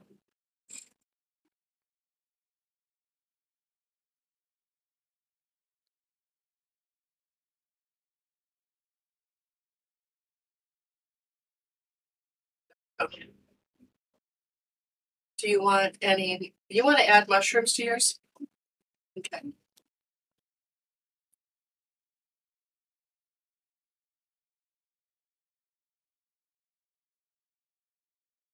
Okay, so there we've got the majority of the cheese that's going to go on this down there. I'm now going to take these lovely golden, crunchy, beautiful pieces of chicken parmesan. And I'm going to lay it out around the pizza. And I'm not going to neglect those little crunchy bits because they're part of the flavor too.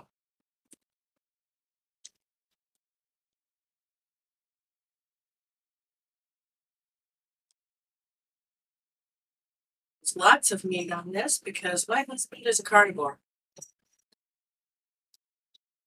I doubt we'll get through a whole pizza with this much meat on it, but you can reheat this in the microwave. You can put it back on the pizza pan and reheat it in the oven at, I would say, 350 for probably 5 to 10 minutes. You could put it in an air fryer at about 380 and it'll be done in probably 3 to 5 minutes there. I think that's good. And that'll give him some little extra there when he comes back. One of the things we discovered is that we did want to have a little extra cheese over the top of the meat. So I am going to add these mushrooms on. Because my husband likes mushrooms every bit as much as I do.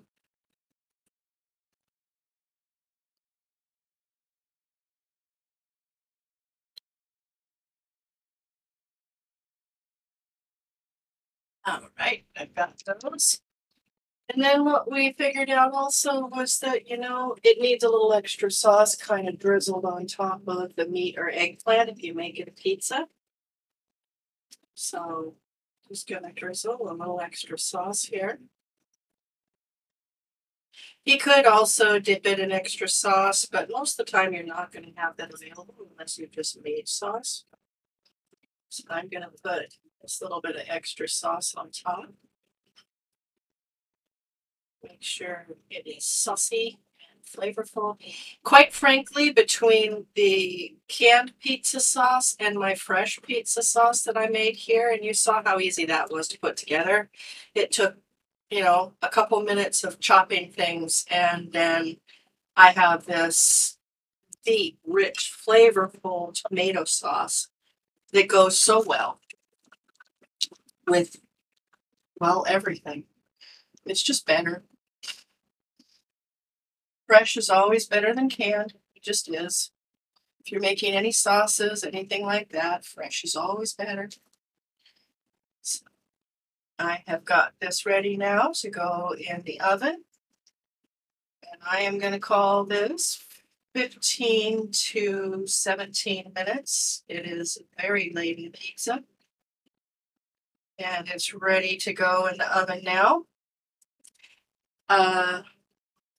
So you can come pick this up now, sweetie, along with your extra pieces of chicken. I am mostly vegetarian at this point, so although I stole a bite of chicken, I'm not actually eating meat, or I would be predating this myself. Okay.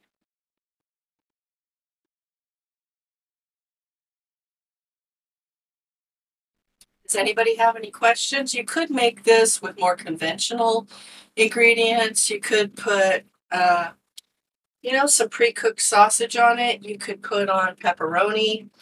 You could put on an assortment of vegetables. You could put pineapple on pizza. Another one of my favorite pizzas is mushrooms, olives, and pineapple. And it's sweet, it's savory, it's salty, it's just lovely. He might have stepped out with the dog for a minute. So I will wait until he comes back here. And any leftovers you have of this sauce, like I said, you just put it in a plastic container and you will take and just put it in the refrigerator. It'll last up to a week in the refrigerator. You can put it in other containers and put it in the freezer, and it will last 6 months in the freezer. How long? 15 to 17 minutes.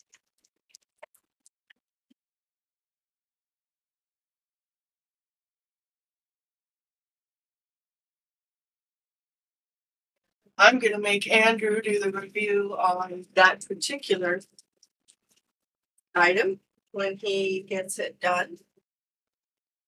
Let me see, what else have I got here? Just stuff to clean up, basically. This is another nifty thing a board scraper does, by the way. I recommend these. They're cheap. They cost anywhere between, I don't know, $5. And this one I think costs 10 because it has a cutting blade on it. So it is not as sharp as a knife, but it is not that far off. I have cut vegetables with it before. And it has a nice handle to it. And this is stainless steel. This is an Amazon's basic one, so it's an Amazon brand, and it's a darn good one, actually. So, I have got that out of the way. Trying to stack things up a little bit here for when Andrew comes back. As you can see from just sitting here on the plate, the cheese has oozed out of the calzones.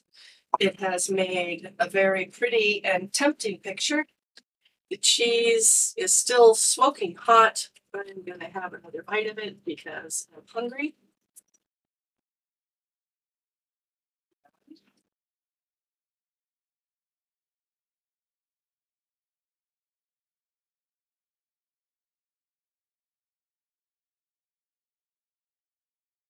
There's a lot of layers of flavor in that. Like I said, you can taste all of the flavors that I put into the sauce. The oregano strengthens the tomato taste. It brings out a lovely depth you don't get otherwise. You can taste a little bit of the sage in there, although it doesn't really hit you in the face like sage stuffing would. It's just a little background note there. You can taste the basil in there as well. Very lovely Italian type herb. You'll have it in almost every kind of Italian dressing we have. You can taste the seasoning that I put on the eggplant. So the breading that I put on the eggplant it has basil and oregano. It has Parmesan cheese.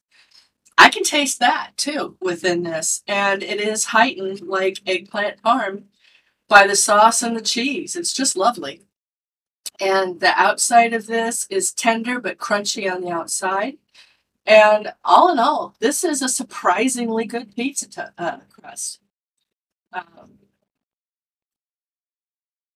If you don't have the time or inclination to make it on your own and you don't mind a square pizza, I recommend you do this. It gives you a similar taste to a homemade pizza crust. It's at least on par, if not a slight step up from your frozen pizzas. And it's at least on par with the pizza crust they make at Pizza Hut. I haven't had a pizza from Domino's in years because they started using garlic all over everything. It is comparable to Papa Murphy's pizzas in the dough quality. So it's a pretty high quality dough, I would say. I am going to be looking at making a soup, one of these streams soon. It's starting to get hot from the temperature of the oven in the next room. And so I took my sweater off.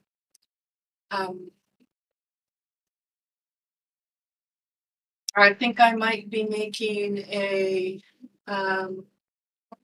miso soup with noodles in it to add some extra bulk in it. It's going to have tofu, some wakame seaweed. It's going to have mushrooms and bean sprouts. It's just a lovely soup. You can either make it be a starter like you see in a lot of Japanese restaurants where it's pretty much just a little bit of tofu, some green onion, and wakame seafood in a miso broth, or you can add more things to it. You can add proteins to it beyond that. You can add shrimp or seafood. I would recommend tuna because the miso soup broth is actually made with bonito flakes, which is slivered tuna. They use like a microplaner on dried tuna, and if you ever look at it, it actually moves. It's really very strange. It is interesting because it will move in even the slightest breeze, so it looks like it's alive. But it's so if you add something like some albacore tuna or some ahi tuna that you get from a good fish market, you can chop that small and add that into the soup, which isn't supposed to boil. It's just a simmered soup. When you go to serve it, you can throw some of the tuna in there, and the tuna will cook just enough, and you won't have overcooked dry tuna in it, and it will definitely go with flavors. And that does add more protein to it. It is a fermented soy product. The miso paste in it is a fermented soy, and that makes it, obviously, soy allergies it wouldn't be compatible with, but it is gluten-free, and it's just a light, tasty soup, if a little salty, and you can restrict some of that by not putting quite so much seaweed in it, because seaweed obviously is a saltwater plant, and it will take a lot of the salt into it. So that is something that you don't want to do if you have to restrict your salt. And okay, we are down to our last pizza that will be, it's probably another 8 to 10 minutes at least.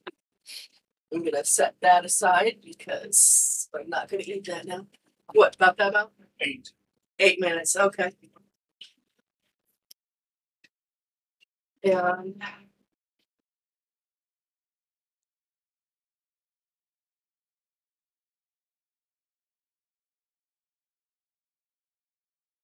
see how much of the spilled flour I can clean up off the table before the end of stream.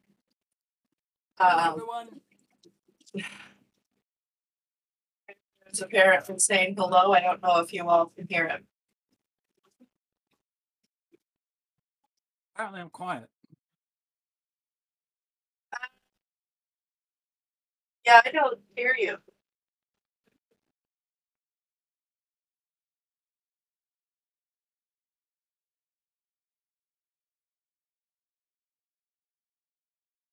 I'm gonna go louder now. Can anybody hear him? Is there anybody there that can verify if he's there? Hear Packerbacker? Say something, honey. something. Yep, I can see you. You just twitched the Discord input. Why don't you tell people how lovely it smells in here and all the herbs and the tomatoes smell from making the fresh sauce? Not to mention from actually cooking the pizza. Very hot.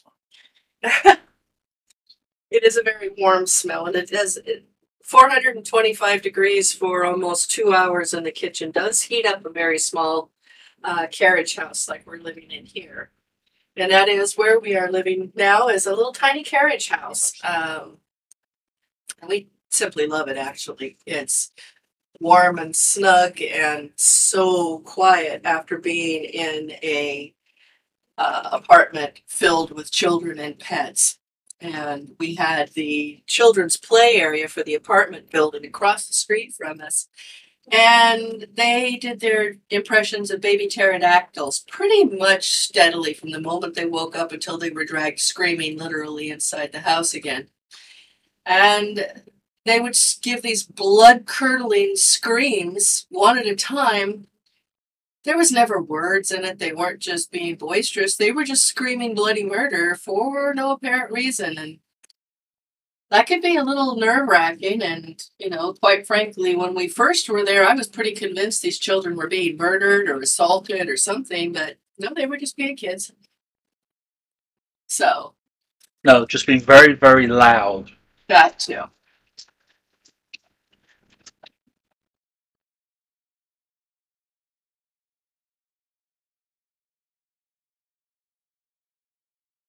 seeing behind the scenes as I do the teardown. Yeah, we're kind of winding down on this. I'm going to make Andrew take bites of bits and pieces. I would like your opinion for them on what this tastes like, just as a calzone versus a pizza.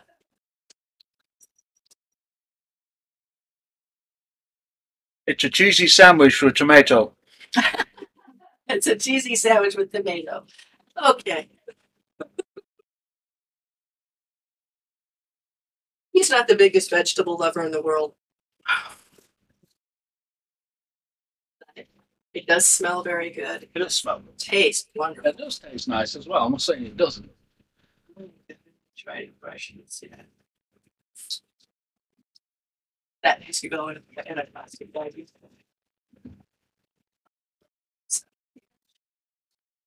Absolutely. This. Ew, it's all sticky. Oh no.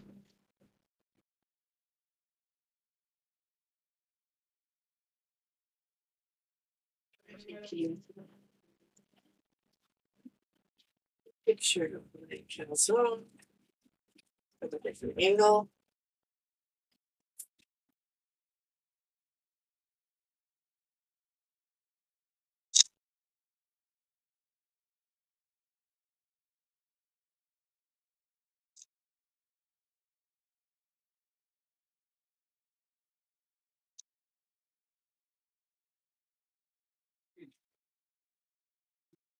And we've got only a few more minutes left till the return of Andrew's pizza.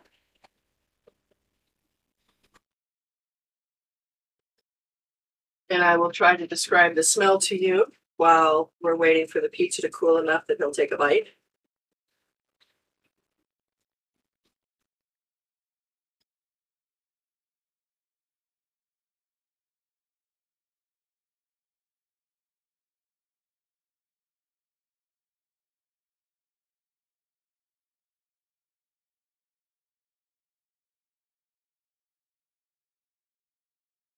Awkward where we're waiting on food to be done.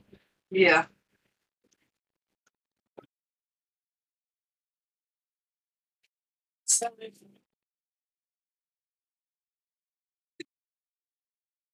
That's going to reheat really nicely too.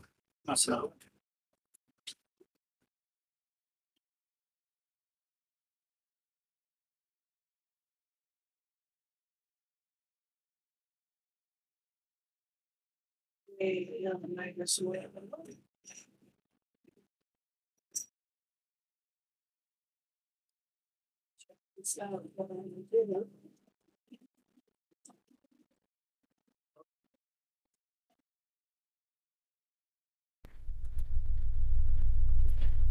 See.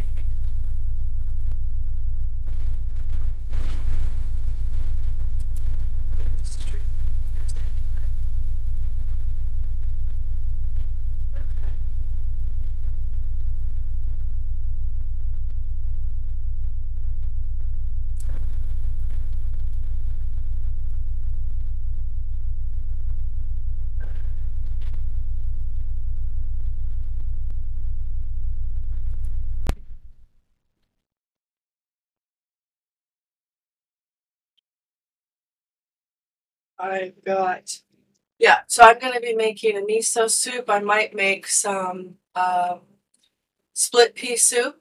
I am going to add bacon to individual bowls for my husband because I don't do pork either. It's another thing that makes me very, very sick. And we don't really want that. So.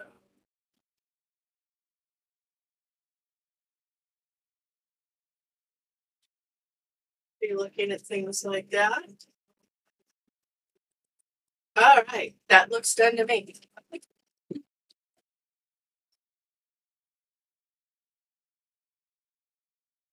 And there's that absolutely beautiful pizza for my husband.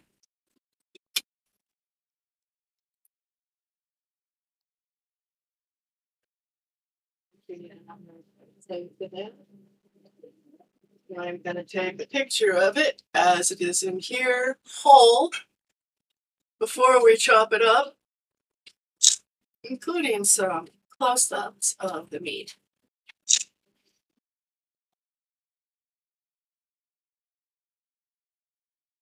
Can you turn it for you, honey?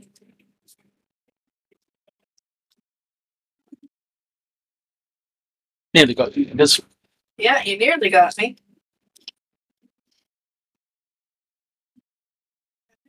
I'm going to pick that one because I just think it looks prettier. I'm not really attracted to any of them. They're not my type. Oh, it is so your type. It's food. And we can just get that up out of the way as best you can.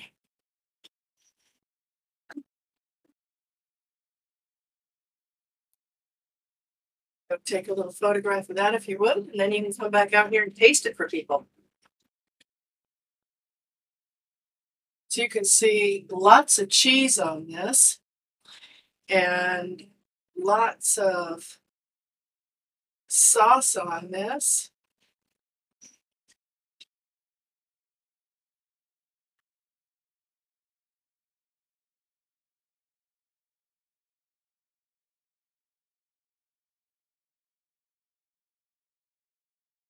Bite my mouse. It's not being happy with me right now.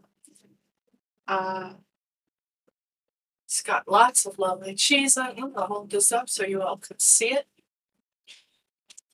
As you can see, it's got lots of meat, lots of sauce. And Andrew is now taking a bite, so I'm going to be quiet and let him describe it. Good God, that's cheesy.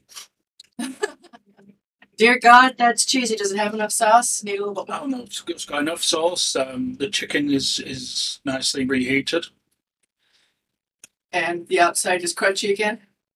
Mm-hmm. Except where it's got cheese melted on it, then it's nice and soft. Okay. And you can taste the herbs and all from the sauce? No, at the moment, no. There's just so much cheese. It's actually quite nice. And the dough, is it tender but crunchy? Dough is crunchy. It's got a bit of a bite to it, but without being too crispy. So it has a nice amount of chew to it, like a good pizza crust. Mm. You could cook this probably 3 or 4 minutes longer to get a more crispy dough if you wanted, but I like it as it is. So. Okay. So that is our last pizza. I have made a vegetarian pizza for you on tortilla, flour tortilla in a combination, and told you, 3 different ways you could cook that. I have made an eggplant parmesan calzone, which is basically a folded pizza that you leave most of the sauce out of, and then you just dip it in the amount of sauce you want. If you add a regular amount of pizza sauce to it, when you are actually making this, we're going to try to rate out killer tuna, honey.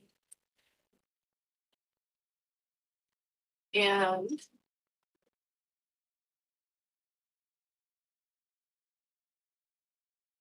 killer tuna is the long dark streamer from the long dark community that helped me become a streamer, encouraged me to actually start sharing these recipes with people and showing them how to cook them instead of just teasing them with them, which is one of my favorite things to do. And I would like it if you stayed around for stream. I would like to thank everybody who's new in here. Clima, thank you for coming in. Packerbacker, always good to see you. Mrs. Nogatron, I miss you and Nog. Lovely to see you both. And I want to thank everybody who has new follows for my stream. And if you could stick around for the raid long enough to say hi to Killer Tuna, that would be awesome. I am going to start the raid through. And I will see you again sometime towards midweek, Tuesday, Wednesday, something like that. We'll work it out with Andrew when he wants to stream. And I do thank everybody for coming. We'll see you next time.